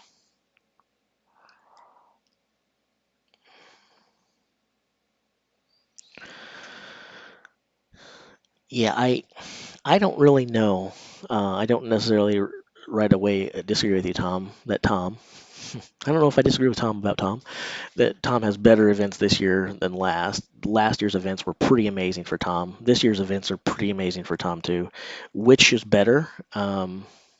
It's hard to say, but I mean, if you're Tom Stoltman, you looked at the events uh, in 2021 and 2022, you were smiling either way, in my opinion. Um, okay, so I'll go through the podium prediction because, like I said, that's going to be half of this. Depending upon when you joined us, you're going to want to know the answer, right? So my podium, like it or don't, it's Martins Lisi's 2022 World's Strongest Man. Tom Stoltman, the bridesmaid, aka runner-up. And I have to say this, no offense, Tom, but I don't think you'd make a very pretty bride. Um, again, no offense, but anyhow, well, and then I think Brian Shaw, four-time World's Strongest Man, finishes third. Second place last year, third this year. Not bad, not bad, not bad. That's my podium. And then I think we go with Alexi in fourth. And I was going to give Evan Singleton fifth, even though I can't stand the man. But based on how he did in this event, I'm not. I'm going to say Max goes from third to fifth, so he still has a top five, which is great. Based on how Evan did in the loading race, um, I'm going to say that he does not finish as high as I thought he would. He finishes outside of the top five. Um, so that's what I'm going to say. So you heard my one through five.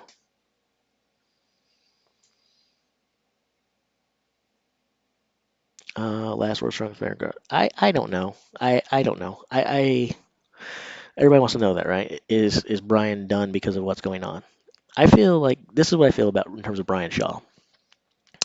I feel that Brian has earned the right to do whatever he wants at this point. And he has given back so much of the sport. So many athletes, they compete, they do well, having, what have you.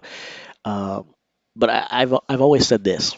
I've always said that there are two types of people in the world. There are producers and there are consumers. And you're either offering something up and giving back to people or you're taking. And I think that Brian is definitely a producer. Now, at nearly 400 pounds, he's definitely a consumer. He's done his fair share of consumption.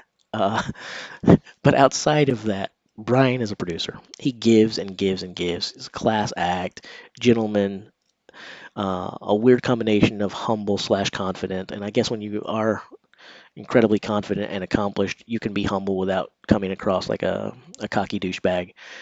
Brian is awesome, and he's a success at everything he does. But I don't think he's a success at everything he does just because he's lucky. I think he's a success because he works his tail off and he treats others right, and people respect him because of those two things. And so I would say this. If Brian wants to step away from the sport this year, I will support him, and I assume that everyone else will too. If he wants to keep going, I say um, keep going, Brian, as long as you want.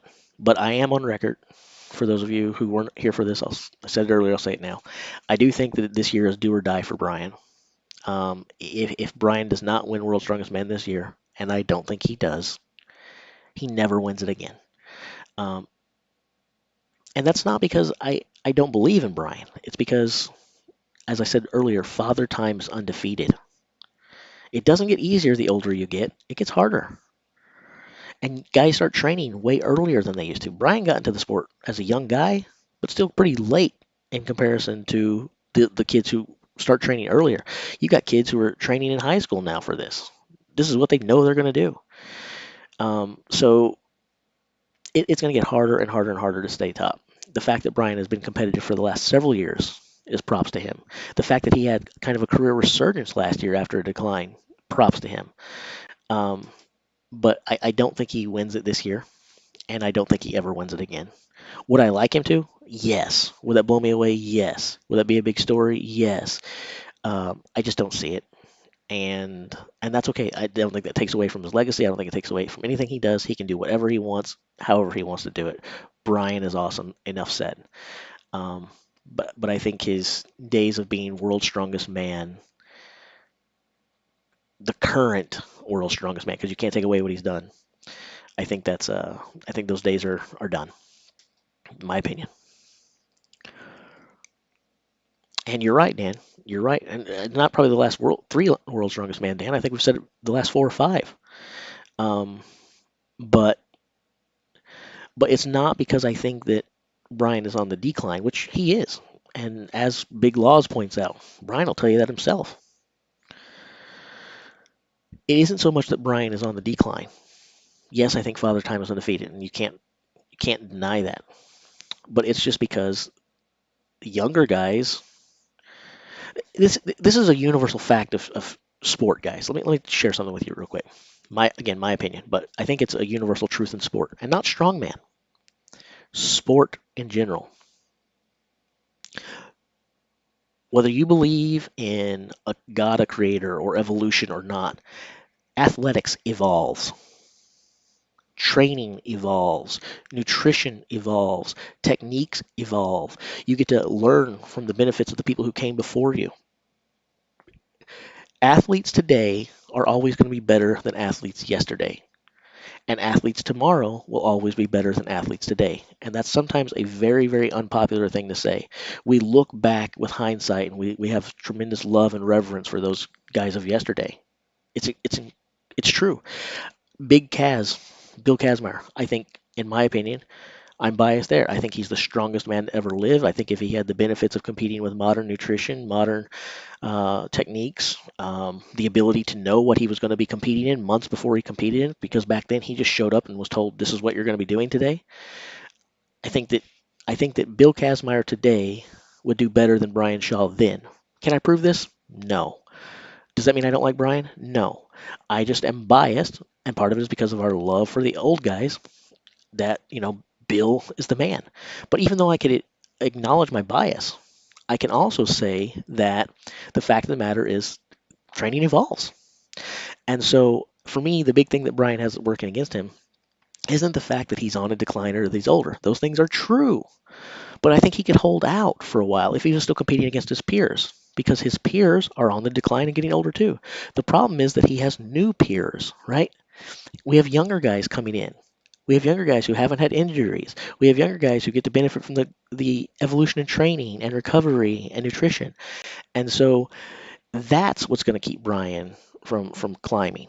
It's not Brian himself. It's those that are coming up. And that's just a fact of sport in general. Nothing to do with strongman, nothing to do with Brian Shaw. That's just nature. So there we go. That's probably the longest rant of all time, and I apologize if I stepped on any toes. And yes, definitely agree with Tim talking about Brian Shaw. And again, I'm going to be at the Shaw Classic this year. Super excited about that. Super, super excited.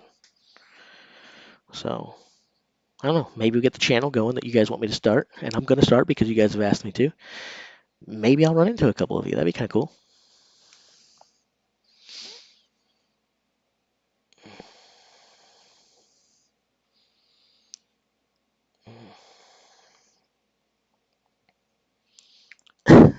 That's funny. Oh. So, um, let's go up here, do a little bit of scrolling, see where we're at. All right, deadlift ladder. Someone said it earlier. What time is it supposed to kick off? It says a lot about Brian and how good he really 4-year-old. Agree. Agreed. All right, here we go, guys. Let's take a look. the loading race, the deadlift ladder at 12:30. So we've got a ways to go. We've got over an hour before the thing goes. So I guess that's the question. How much do you guys enjoy this, and how much do you enjoy sitting here staring at screens with me? Because we got a long time to go before any results come up. And how long can I ramble incessantly about nothing? This just wasn't prepared. I didn't have a stream ready to go. I didn't have a show ready to go. I just pressed go live and decided to hang out with you guys. Um, can I do that for the next hour? How many of you guys will get tired of me by then? Um, I don't know. The new channel, Short but Strong Man. Um, I was actually thinking about calling the new channel um, like something. I don't know. I actually thought about maybe going with a couple of my old nicknames, either Mighty Mouse or Pocket Hercules, or um, I actually have some T-shirts I designed called Buff Little Dudes because I was thinking about starting a channel here a while back for that, training with us short guys in mind. And BLD looks a lot like build, when you're building muscles. So I thought about maybe Buff Little Dudes, but I feel like that'd be more of a different training, and I kind of want to just talk specifically about strongman. So I don't know. I'm open to ideas. I'm open to ideas from the finals events. Um, yeah, we can do that. We can do that. Um, all right. So specifically, you want to know the knack medley, the yoke, the reps. Do you want to know all of the events? You want to go through basically the weekend? Is that what you're asking me to do?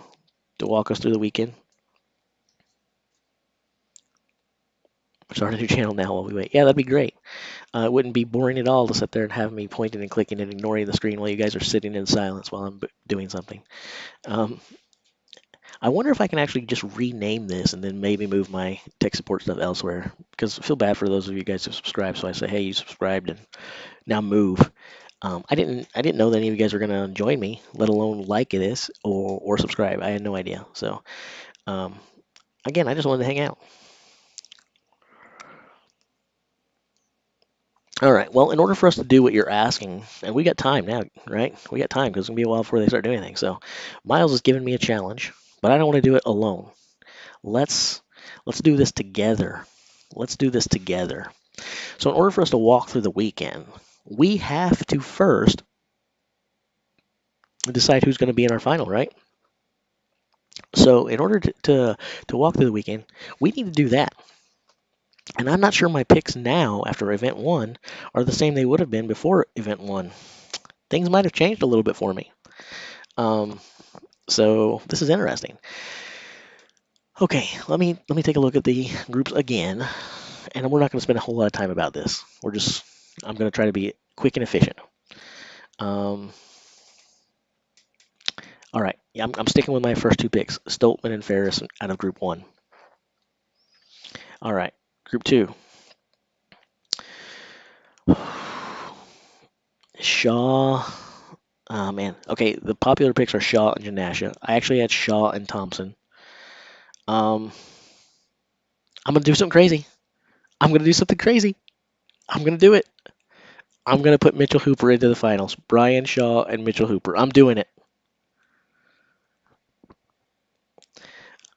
Better, worse. I'm sorry, but anyway, I'm doing it. I'm putting Mitchell Hooper into the World's Strongest Man final, even though earlier I said it's not gonna happen this year. I'm doing it. I'm riding the hype train. Uh, Mitchell Hooper and Brian Shaw into the final. Um, oh, that would be fun. That's a great thing, Sean. Let me make a note of that. If I start the channel, which I'm going to start the channel, I'm going to do that, Sean. That's great. An all-time World's Strongest Man final and a podium. Newsflash: I'm going to have Kaz winning. You guys know that I'm going to have Bill Kazmaier winning, right? I won't be able to help myself. I won't be able to help myself. Um, okay, I made a note, Sean. We're gonna do that. That would make a great video. Um, and I just ruined it by telling who's gonna win it. But maybe it'll change because we'll come up with some different events. And and things of that nature. And there'll be undoubtedly we'll pick some events that Big Kaz never got to do, and so maybe that'll change some things. But um, yes, Hooper is a very strong deadlifter. Now let me qualify that. In this day and age, everybody is a good deadlifter, right? Um, it's crazy how much deadlift has changed in the last 7, 8 years. Um, if you were a fantastic deadlifter 8 years ago, now you're kind of like an average deadlifter. It's crazy. Deadlift has come a long way in a very short amount of time. Newsflash, too, I hate the deadlift. It's probably my least favorite thing to do in the gym. I'm good at it, but I don't enjoy it. It's pretty painful. I think it's appropriately titled. It makes me feel like I wish I was dead, and I don't want to lift. You just call it the unliving lift. Um, anyway, um, so yes, Hooper is a good deadlifter, and I picked him earlier to actually win the ladder. I don't know if that's going to happen or not, but it's possible because another thing he is fast, and he's got good cardio. Um, so when you combine good deadlifter plus cardio plus speed, that's good, right? And he doesn't have to wear a suit, which is great. That's going to slow you down. And I don't think he uses straps, which is going to speed things up. So he's got a lot going for him in that event.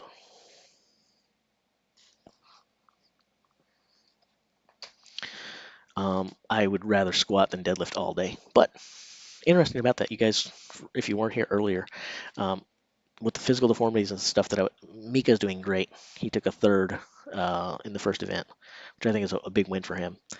Um, so again, I wasn't expected to walk, and I only have like 10% of my left hip socket.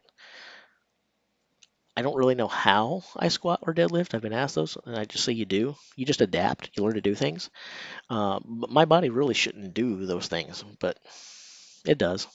So anyway, um, all right. So yeah, we're gonna go Hooper and Shaw. Group three.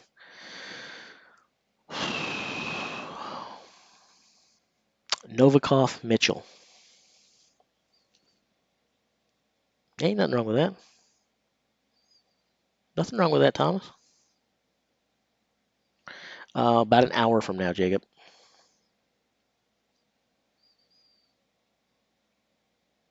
Agreed. I think Hooper. I picked him kind of as a good thing to do. I picked Hooper to win the deadlift ladder, uh, kind of tongue in cheek, kind of because it's a feel good story, kind of interesting. This guy comes from out of nowhere to do this, kind of because of the hype train, kind of just to razz you guys and see what you'd say. I actually thought I'd get a whole lot of flack for it. Didn't get that, but I don't know if he'll win it or not. But I do expect him to do really, really good on the deadlift ladder. That's not joking. I expect him to do really well.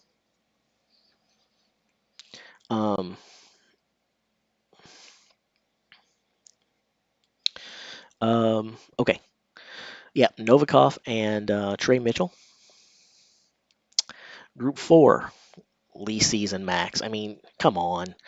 It, you, I think the group four is a pretty tough group, but at the same time, I think that there are two guys in that group who are head and shoulders above the others, and I think we can all agree that Martins and Max go to the finals unless there's an injury, right? Are we all are not pulling for fans? If you've got a countryman competing, I get all of that. I understand, but outside of injury or who you want to win for personal reasons, are we all in agreement that Martins and Max move on out of Group Four?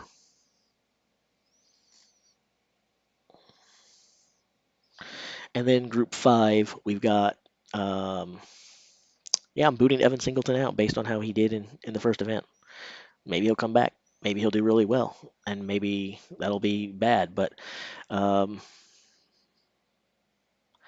I'm gonna say that Luke Stoltman and Ethor Melstead.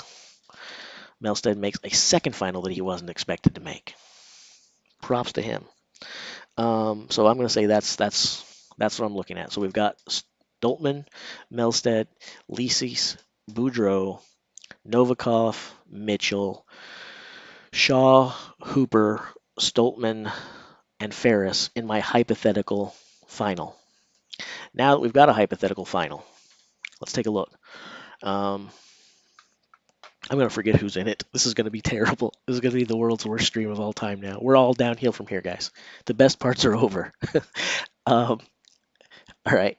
Um, Evan is good at the remaining events, but he was supposed to be pretty good at this one too. Um, if he dropped 2 events, that's not good because Evan has a great grip. Um, and if his shoulder was banged up, but it shouldn't really cause that issue. But if his shoulder's so banged up, it's affecting the grip where he's dropping stuff. It's not. It's not good. That would affect that grip event coming up pretty bad. Anyway. Um. All right. So Giants medley Saturday. All right. Yeah. Let me list these names, otherwise I'm gonna forget them. Okay. Let me type this up real quick. All right. Both of the Stoltmans, Tom and Luke. My predictions are going to be terrible here, guys, but that's okay. All right. We got Brian. We got Mitchell Hooper. I predict I get none of these right, and that's okay. Actually, that's the thing. I want to get none of these right because I want to be surprised. Wouldn't it be great if the predictions are terrible, not because none of us know what we're talking about or because we don't follow the sport, but because competition is getting so tight that everyone surprises us? I think that would just be phenomenal. And I think that's right, Hal. Um, I want to see some tight competition. That's what I really want. Okay, we've got Novikov.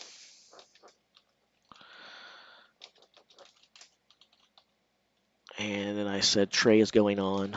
But man, that group 3 is tough. If you have 2 picks in group 3 and you're confident about those, then I'm going to say that you're a really big fan of the people rather than being realistic because I don't know how anyone can be confident with picking in group 3. Group 3 is freaking nuts.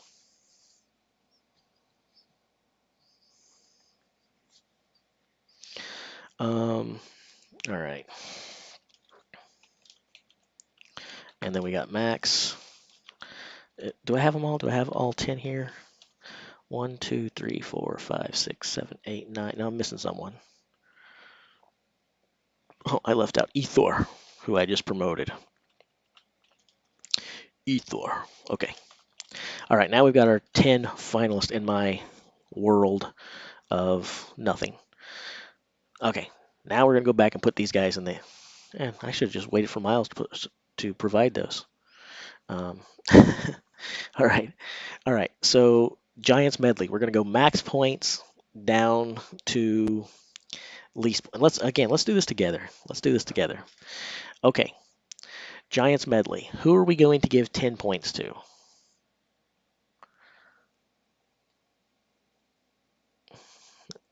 Yeah. Well, you if you lose an argument with the missus, you'd better get out of here. I wouldn't even worry about coming back. Make sure you're safe and alive first. That's the most important thing. Um, all right. Okay. So um, I'm going to say the Giants medley. I'm going to give. You guys are going to tell me if agree or disagree here. Um, I'm going to give max points on the Giants medley to. Oh man, this is so tough.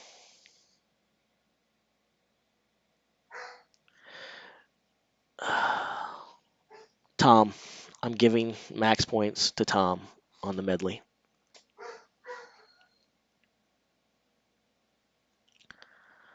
I see some people coming in there. All right. You guys keep chiming in. Feel free to keep chiming in. Yep, I'm going with Tom. Um, Alexi's a great choice. Alexi is a great choice. Um, and I'll be honest, out of the top 3 positions, I'm tell you right now, I shouldn't be saying this because want every round to kind of stand on its own. But I was going to give the max points to the following three guys: Tom, Alexi, and Martins. Um, and that actually may be the order these get handed out in. I'm not. Um, yeah. And so I don't really want to throw out multiple names or the orders that I'm debating with them in because I don't want it to influence my picks or your picks. So I kind of want to go point by point, but this is also going to take a long time, so maybe we have to do this. But anyway, I'm going 10 points to Tom. I'm going 9 points to Alexi, and I'm going to say a solid third place finish for Martins. And newsflash, to kind of ruin it, Martins is going to have a third place finish or higher in probably every event in that finals. Uh, Probably a third place or higher in every single one of those freaking events. Um, the dude's just so consistent. It's it's not even fair. Um, it's not even fair. All right. Should we continue on, or should I just go through the top three of every event?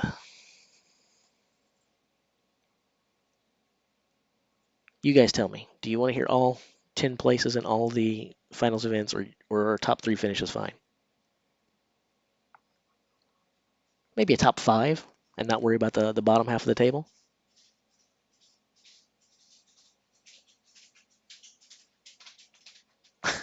This isn't Pokemon. We're not going to catch them all. Um, all right. Yeah, we'll go for top five. We'll leave the bottom shelf off for time.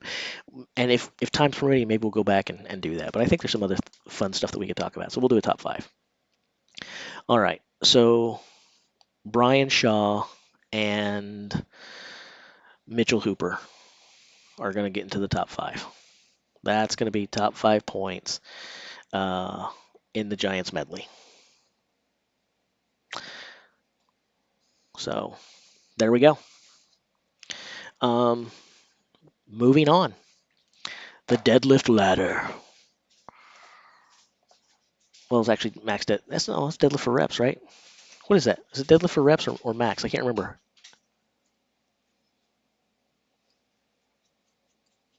The qualifier is the ladder, and the finals it's reps, isn't it? That's what I thought. That's what I thought. Deadlift for reps. That's what I thought. Okay, great, great. Um, all right. So again, oh my gosh, I can't believe how I was kind of smiling and nodding about Mitchell Hooper's chances and believing the guy was going to surprise people and do well. But every one of these events we look at, I actually start to believe that this kid could do really, really well because because of his speed and endurance. This is a guy who was formerly an endurance athlete who did stupid stuff like run marathons and things. Um, yeah, if you run for enjoyment or to compete, like I can't respect your intelligence, but I respect your will. Uh, I I would rather you stick me with hot pokers than tell me to go run like more than 20 feet. Like that's if I have to move further than from the sofa to the refrigerator, there better be a bribe in it for me somewhere. You better have something to offer me. I need a big incentive to move my butt more than 20 feet. That's dumb. And people who get out there and run like 5K, 10K, or 26 freaking miles. Um, yeah, that's nuts. So if this was max deadlift, even though he's a great deadlifter, I wouldn't be putting him there. And in the 10 guys that we have, I don't think I'd be putting Hooper in the top five. I might have him in the fifth or sixth position with the guys that we have. Probably six. We got some really good deadlifters in our final here. Um, but because it's for reps and not max, I'm going to wind up giving Hooper some points. He's not going to take my first position, but all right. For reps, we're going to go. Oh boy. Man, this is tough.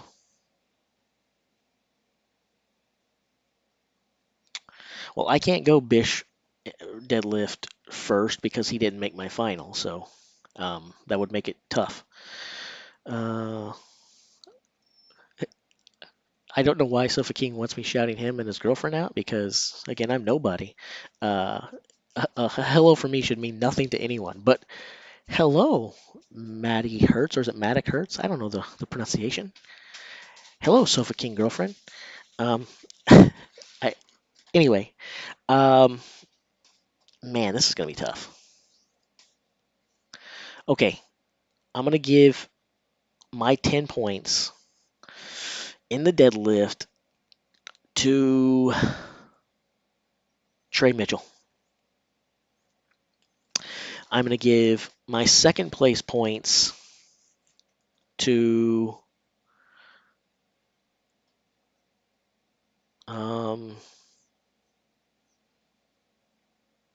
I'm going to give my second place points. Oh boy, this is tough.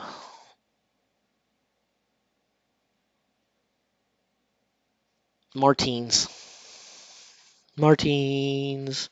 Martins. Um, Maddock Hurts. Yes. Okay. Anyway, okay. So, okay. Uh, third place.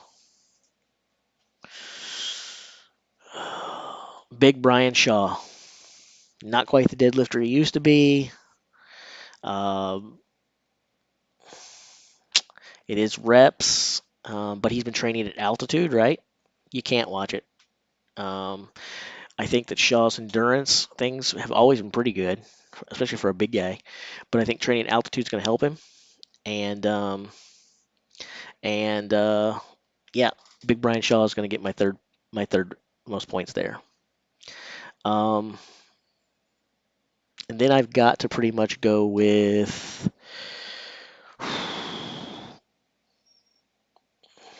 Hooper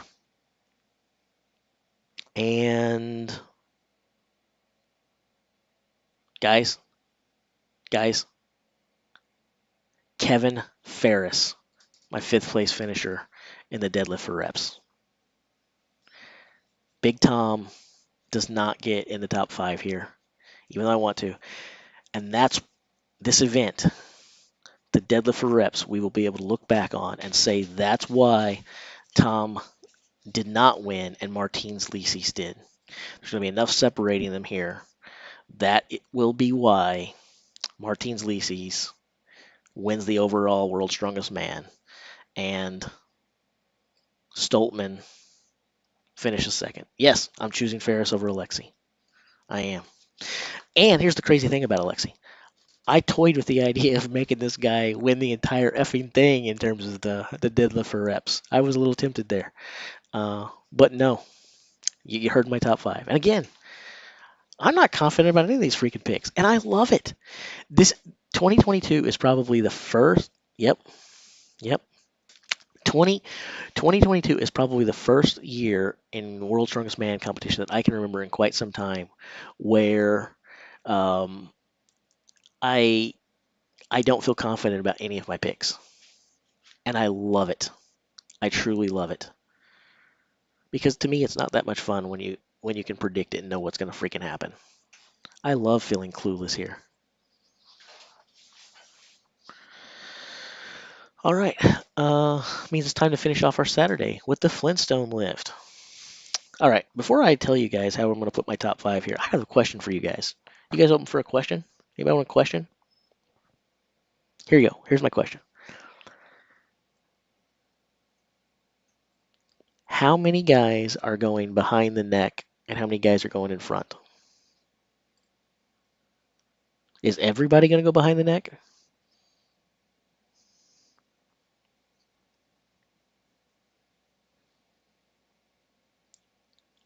I don't disagree about that, Miles.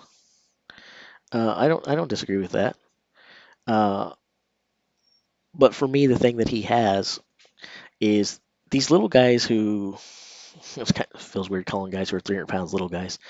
Uh, it it feels weird saying that, but these guys tend to be good on the rep events and the endurance events anyway. They don't blow out as quick. And so I don't, again, the fact that he doesn't have that training, that's why I am leaving Alexei out of my top five. That's specifically why he is not getting a fifth place finish in those. But why I think that I might be wrong on why he could surprise us is because he's not going to burn out as quick as some of those guys. That first rep won't be as easy for him as it is for some guys. That second rep won't be as easy for as it will be for some guys. But I think those third and reps beyond that are when those guys with the good endurance, well, they got good endurance. But it's not going to matter. He's going to be out of the top five, even though I don't want him to. If I was a soup, what type of soup would I be? Tomato. Oh, it's going to be more than 40%. Way more than 40% behind. I, I'm going to say that maybe two guys go in front out of the 10 that are in the finals. And I'd be surprised if more than two do it.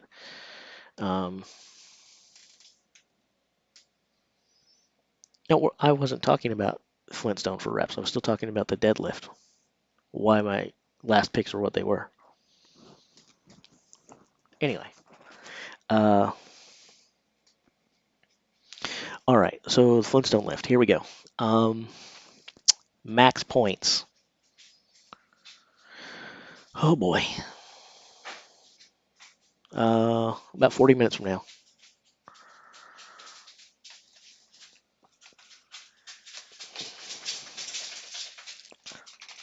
Uh, Sweet food delivery. Um,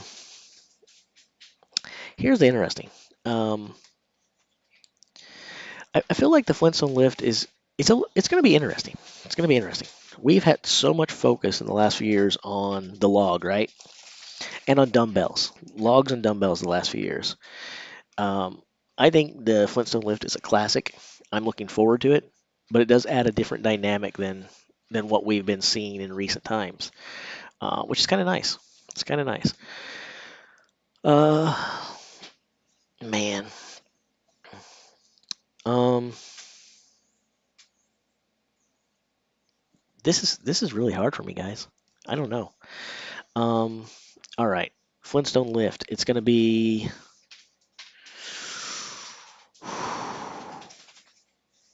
Mm,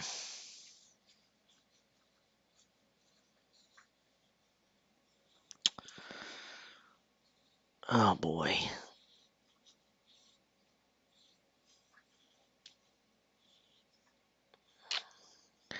I'm gonna give max points to either Luke or Trey.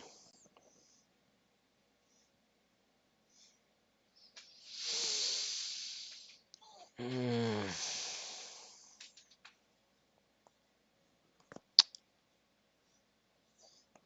Trey Mitchell, max points, Flintstone. I'm locking it in. Final answer. No phone a friend. Um, Now I said I'm going to give max points to either Luke or Trey. So you anticipate me immediately saying, well, Luke gets second, right? Um, it's not a foregone conclusion. Um, mm,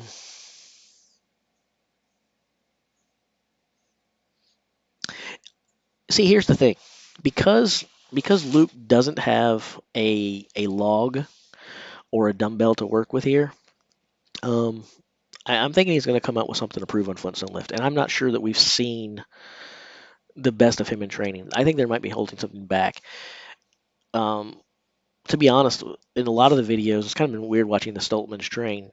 I feel like half the time Luke has looked better with the overhead presses than Tom, which you would expect, but not always. Sometimes Tom looks better, and I think that Luke might be sandbagging it a little bit. I'm basing that on nothing other more than my own suspicion. I have nothing to really go by that with. Um, but anyway, I'm gonna say I'm gonna say Trey, Brian, Lisi's. I have to put Lisi's in here because I already committed myself, right? I said that Lisi's doesn't finish less than third on any event. I said that, didn't I? So I guess I have to do that. All right. Um, Luke, fourth. And fifth,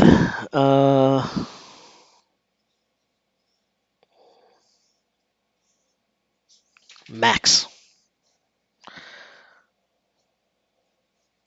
That's my top five. That's how the week Saturday ends. So there we go. Lisi's has put a lot of time and effort into getting technique now, um, and I do think that's going to help on this event. All right, it's time for Sunday, right?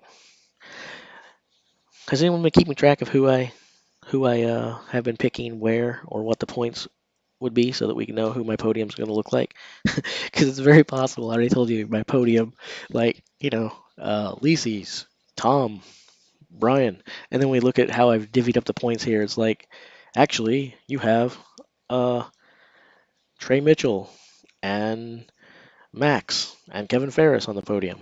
I don't think that's actually accurate, but the point is I'm not really keeping track of this. I wonder if anyone else is. Oh, Miles is keeping track. Okay, good. Uh, he'll keep us honest. All right. Um, because I'm sure as heck not. All right. Sunday, the bus pool. All right. Now, here's the thing, guys. Here's the thing.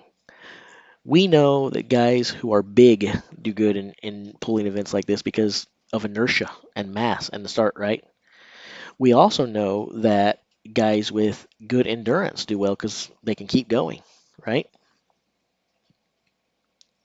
So I'm going to actually say that Brian Shaw looks like 2016 Brian Shaw and wins the bus pull. And I'm going to say it not just because he's big, not just because he's done well in the last couple years and looks a little bit more like Brian than he had the years before, but again, I'm going to go back to something I commented on before. Colorado, training at altitude. I think that is going to help him with this pool. I don't think he's going to be as tired as he would have been. He's acclimated. He's been training there consistently for a couple years now. It's not new. Um, I think I watched that video. That was awesome. Um, the truck pull or the fire truck pull for anyone who's wondering what I'm talking about. I'm replying to the chats. But I'm gonna say that Brian Shaw wins the bus pool, partly due to size, partly due to being strong, but a lot due to living in freaking Colorado and training at altitude. I'm gonna do it. I'm gonna give max points to Brian. It's the only event here that I'm gonna give him a win in and max points. And I'm not sure on it. I'm not saying this is gonna. I'm not saying this is going to be a foregone conclusion or anything, guys. But I am. I'm giving Brian Shaw max points in the bus pool. Um, all right. A 9 point finish for Martins. A third place finish for Tom Stoltman. A fourth place finish for Trey Mitchell. A fifth place finish for Mitchell Hooper.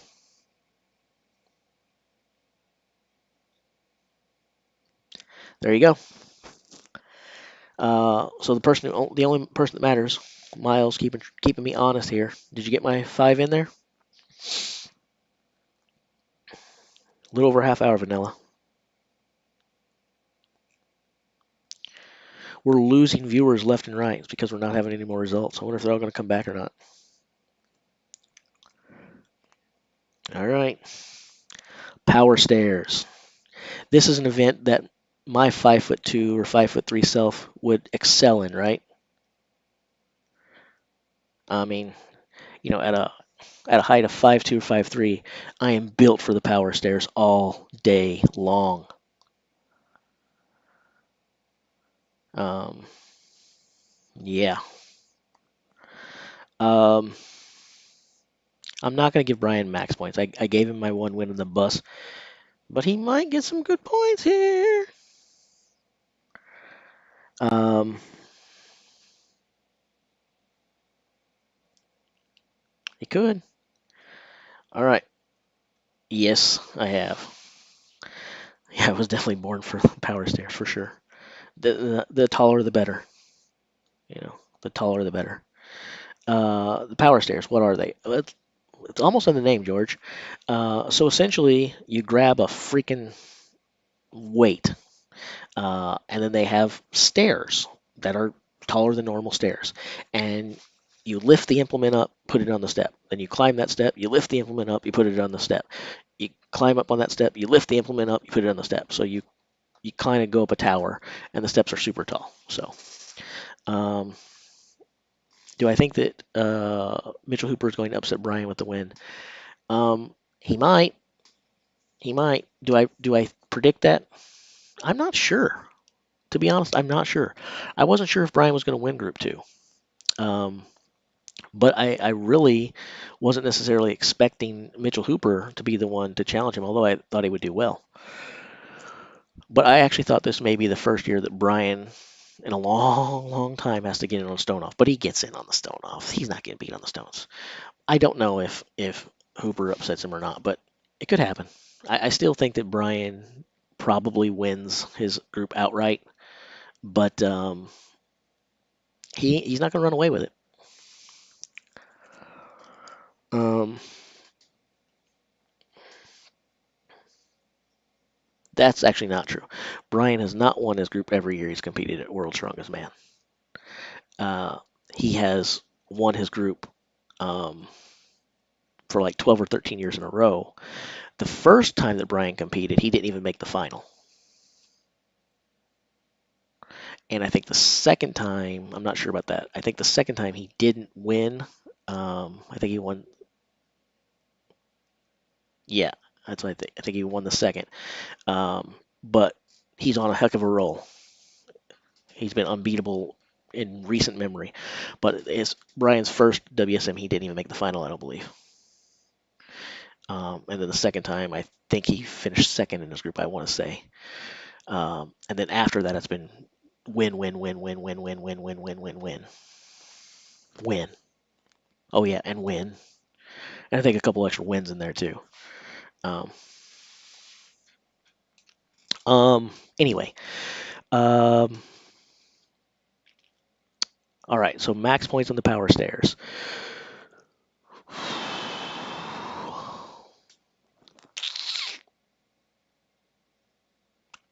All right. Out of who we have left, who's the next tallest who's the next tallest person in my final after we get through with Big Brian and Tom?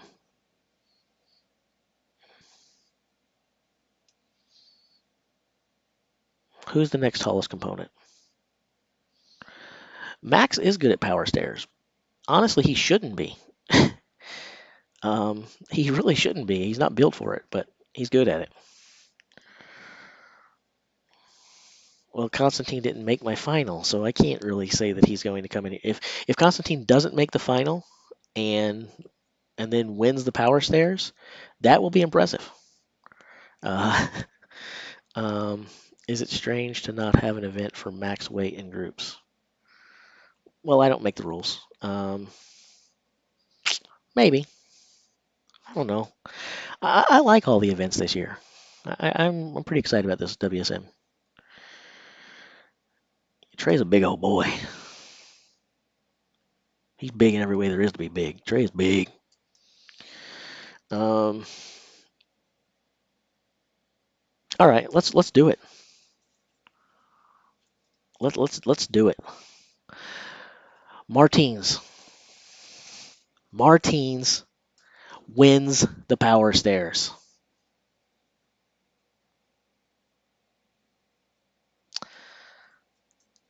Tom finishes second in the power stairs. Big Brian Shaw gets third on the power stairs. I'm gonna kind of give myself away here. I chose those three in that order on purpose because I'm trying to make my predictions of podium come out to make that sense now. Since I picked them, Lacey's winning, Tom finishing second, and Brian Shaw finishing third. Now I'm kind of trying to phone it in to make sure my predictions come out the way I started. Um, okay, so then after Brian Shaw, we're gonna go Trey Mitchell fourth, and Max with another fifth place finish. And Mr. Hooper, yeah, no top five finish for him this time. Not this time. I've had him doing pretty well though. I think he'd probably be he'd probably be in my fourth or fifth position right now overall, but he's gonna drop a little bit here. All right. Um, okay, and then the Atlas stones, right? Um, so I guess the question is, do we give max points on the Atlas stones to Tom? I mean, they either have to go to Tom or Martins, Martins, right? Uh, okay, so there's no way Evan Singleton is 6'6". Maybe 6'6" if they use his wrestling height, where they all claim to be 7'4" and 452 pounds, but there's no way Evan Singleton is a legit 6'6". Um,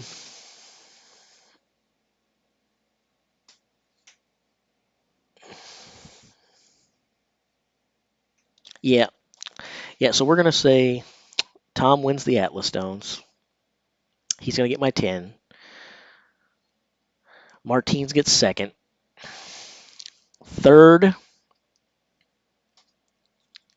by God, I'm gonna do it. Big Brian Shaw, the former master of the Stones, still gets a third place finish on the Stones.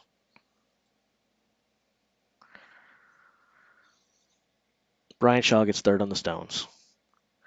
Fourth, Max, and fifth place, rookie Mitchell Hooper. There you go. It's my top five. We've made it through all the events of the final. Got my top five picks for all of the events. Now, Miles has been keeping track of this, so add up those points 10, 9, 8, 7, and 6 for each of the rounds and tell us the results because you were keeping track and I wasn't, Miles.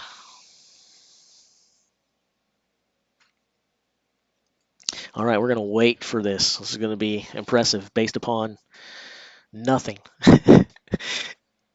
I feel like we're crowning a winner that doesn't matter. um, um, so it's going to be awesome. Oh.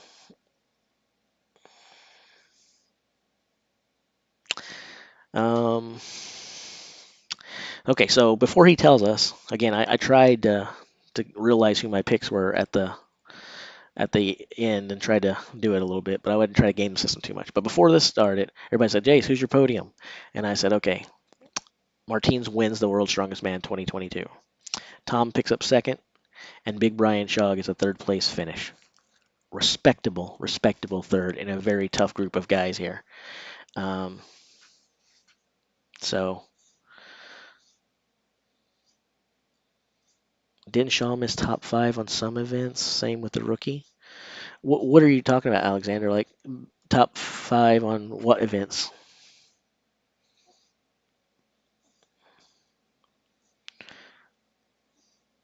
Oh, good question. Uh, give Tom 5 points with a sixth place finish, Miles.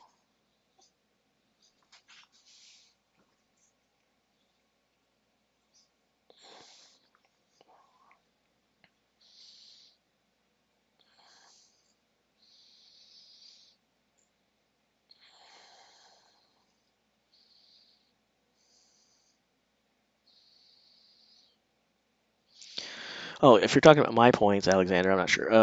I only went through the top five, and we're only trying to look at where where my predictions were, I guess. But I guess your point. If my top three are not accounted for there, if my podium predictions before are not the podium based on the points that you have, let me know, and then yeah, I guess we'll have to go back and assign some points for some of the other guys. We'll see.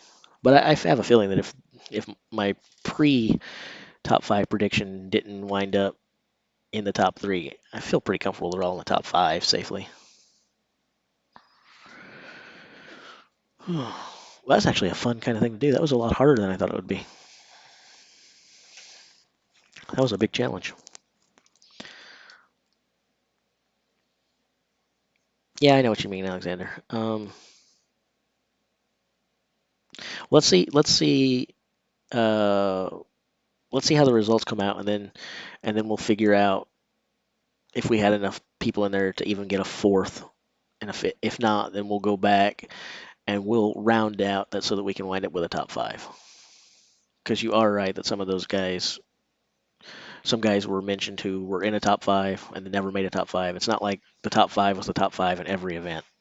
So you do have a point. Do I think Mika can get to the finals? If you would have asked me that before the first event, and I would have said no. Now I think yes, he could. I still don't think he makes the final, but I think he could.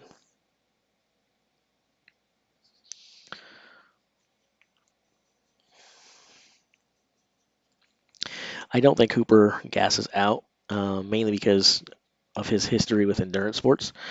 He could have an adrenaline dump. He could certainly try to impress too much and have the nerves affecting him because it's his first world's strongest man, first real major competition. Um, but I think he's got the endurance to get it done. The question is, can he handle the nerves? Stay locked in, stay loaded. Yeah, that's definitely worth doing. All right. Okay. Loading race, guys. Group one Stoltman, max points. Ferris, second. Ivers, third. Group two loading race.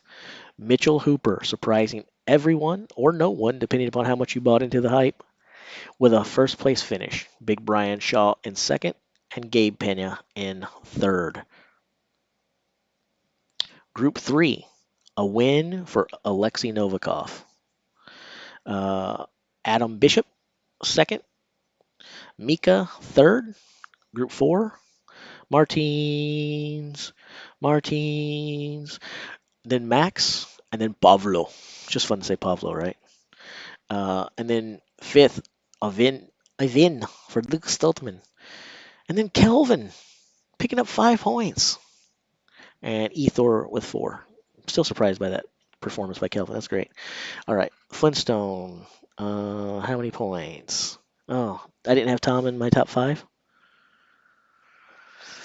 Okay, so Tom has been left out a couple times. I think Brian might actually beat him based on what I've said. Oh my gosh. Uh, mm, okay, if Tom didn't make my top five, then give him 5 points for a sixth place finish, Miles. I can't remember who I had where. So it's a good thing he was keeping track. I don't remember. If you asked me to do it again, I'd probably have everybody finish in different spots. I struggled with it. I was like, weighing on it, like, oh, this is so hard. It's so hard that I'm not confident at all. I go back and they'd be all different places again. The next time we do the thing, it's like I'll have guys who didn't even make the final winning it. And I'll be like, all right, let's see. Rob Kearney is your 2022 World's Strongest Man. Um, um, anything else is un-American. Well, I am a prior service member of the U.S. military, so I feel like I'm relatively American, but I don't have Brian Shaw winning his fifth World's Strongest Man. Um, I'd like it if it happened. That'd be cool. I just don't think it's going to happen.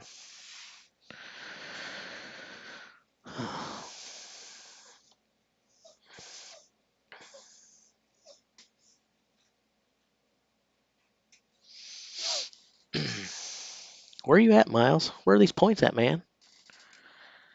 Everybody's dying to know, and by everybody I mean me. Oh, that's good stuff. We're getting closer, guys. We got less than a half an hour to go now until we get some more events. Can I call myself 6 feet tall from now on too? Deadlift ladder, group two, rookie Mitchell Hooper. That's who I have winning the deadlift ladder.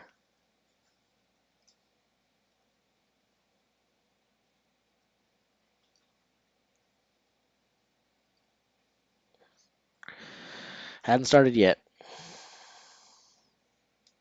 Wow. That's my results, guys. So before we did this, I said that Martins wins the World's Strongest Man, Tom finishes second, and Brian finishes third. But apparently, when we went through the 6 events, Martins did win, but Brian Shaw got a second in a row, and Tom falls to third. Wow. Does that mean I have to change my prediction? Or does it just mean that um, I have no idea what the hell's going to happen? I feel like that's more truthful. I have no idea what the hell's going to happen. And I'm here for it. I love it. Um, it's just so hard to bet against Martins right now because of how freaking consistent he is. I think that's the big thing that separates Martins from every single other person who can make it to the final is that these are really, really good events for both Brian and Tom, which is why I have them on my podium. But none of these guys, none of these guys are really safe with every event. Everyone you can find things to nitpick about and say, well, this guy struggles a little bit here. And by struggles, we're talking about the best of the best, right? So struggling for them is like middle of the pack, a fifth or sixth place finish, which most guys would be thrilled to death with. But when you're competing for the title, it's terrible. Um, Trey Mitchell would potentially fourth with 44 points. That sounds good because I actually said I think Trey would come in. I think said fourth. Trey and Alexi and Trey are my fourth and fifth place finishers. So although I don't think Alexi did very well in my thing there. Um,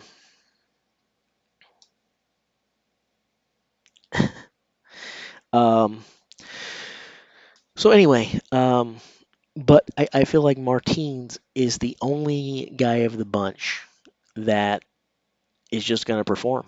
Even if he doesn't rock star anything or everything, like I said, I don't pick him to finish worse than third on any freaking thing in the finals. And I think I stuck with that. And when you're putting up 10, 9, or 8 points every single round, it takes a pretty special performance on the events where you don't finish in the top three to beat you. I mean, like, if you're a top three finisher on everything, the only way to take you down if someone else stumbles is to basically come out there and win every event that they didn't stumble in. So um, it's pretty good.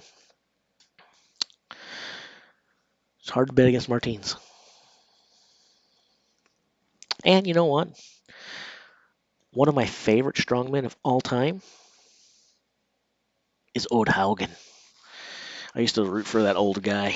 So the fact that, he got Martins in it and started training with him and stuff is it's pretty cool.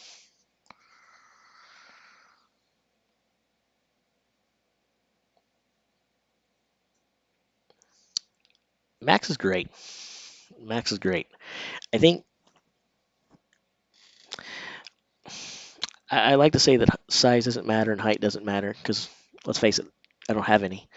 Um, but I do think that I do think that Max would be a little bit better and would probably have a little better chance if he was just a little bit bigger.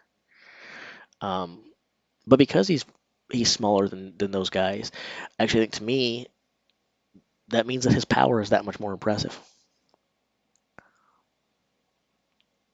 We've got to start giving some of these smaller guys credit when they perform because they are doing it when they're smaller. And in strongman, now we've got the under 205 class and stuff of that nature, or under 105, but under 105. But like the thing is, like, that's relatively new. And before it was like we just ignored that. In every other type of combat sport or strength sports, we have weight classes for a reason. And and so I think that we do need to start giving some of these smaller competitors credit when they rack up uh, some of their accomplishments, whether they finish first, second, or take on a podium or not. Just to look at it when they're competing against the bigger guys, you got to give them a pat on the back and say, pound for pound, this is pretty freaking impressive. My dog is really whining for some reason. Um, okay, here's what we're gonna do, guys. We're gonna get started again in 30 minutes. I'm gonna go ahead and create that channel. I'm gonna tend to my dog. I'm gonna come back and start the deadlift ladder on the new channel that I'm gonna create, and hopefully some of you guys will check it out. I will post a link on this video, on this live, so if you want to look at with the new address for the new stream. Okay, well, we're going to take a short break, a short little 15-minute intermission, and we'll be back. All right, hopefully I'll see some of you guys then. Ta-ta.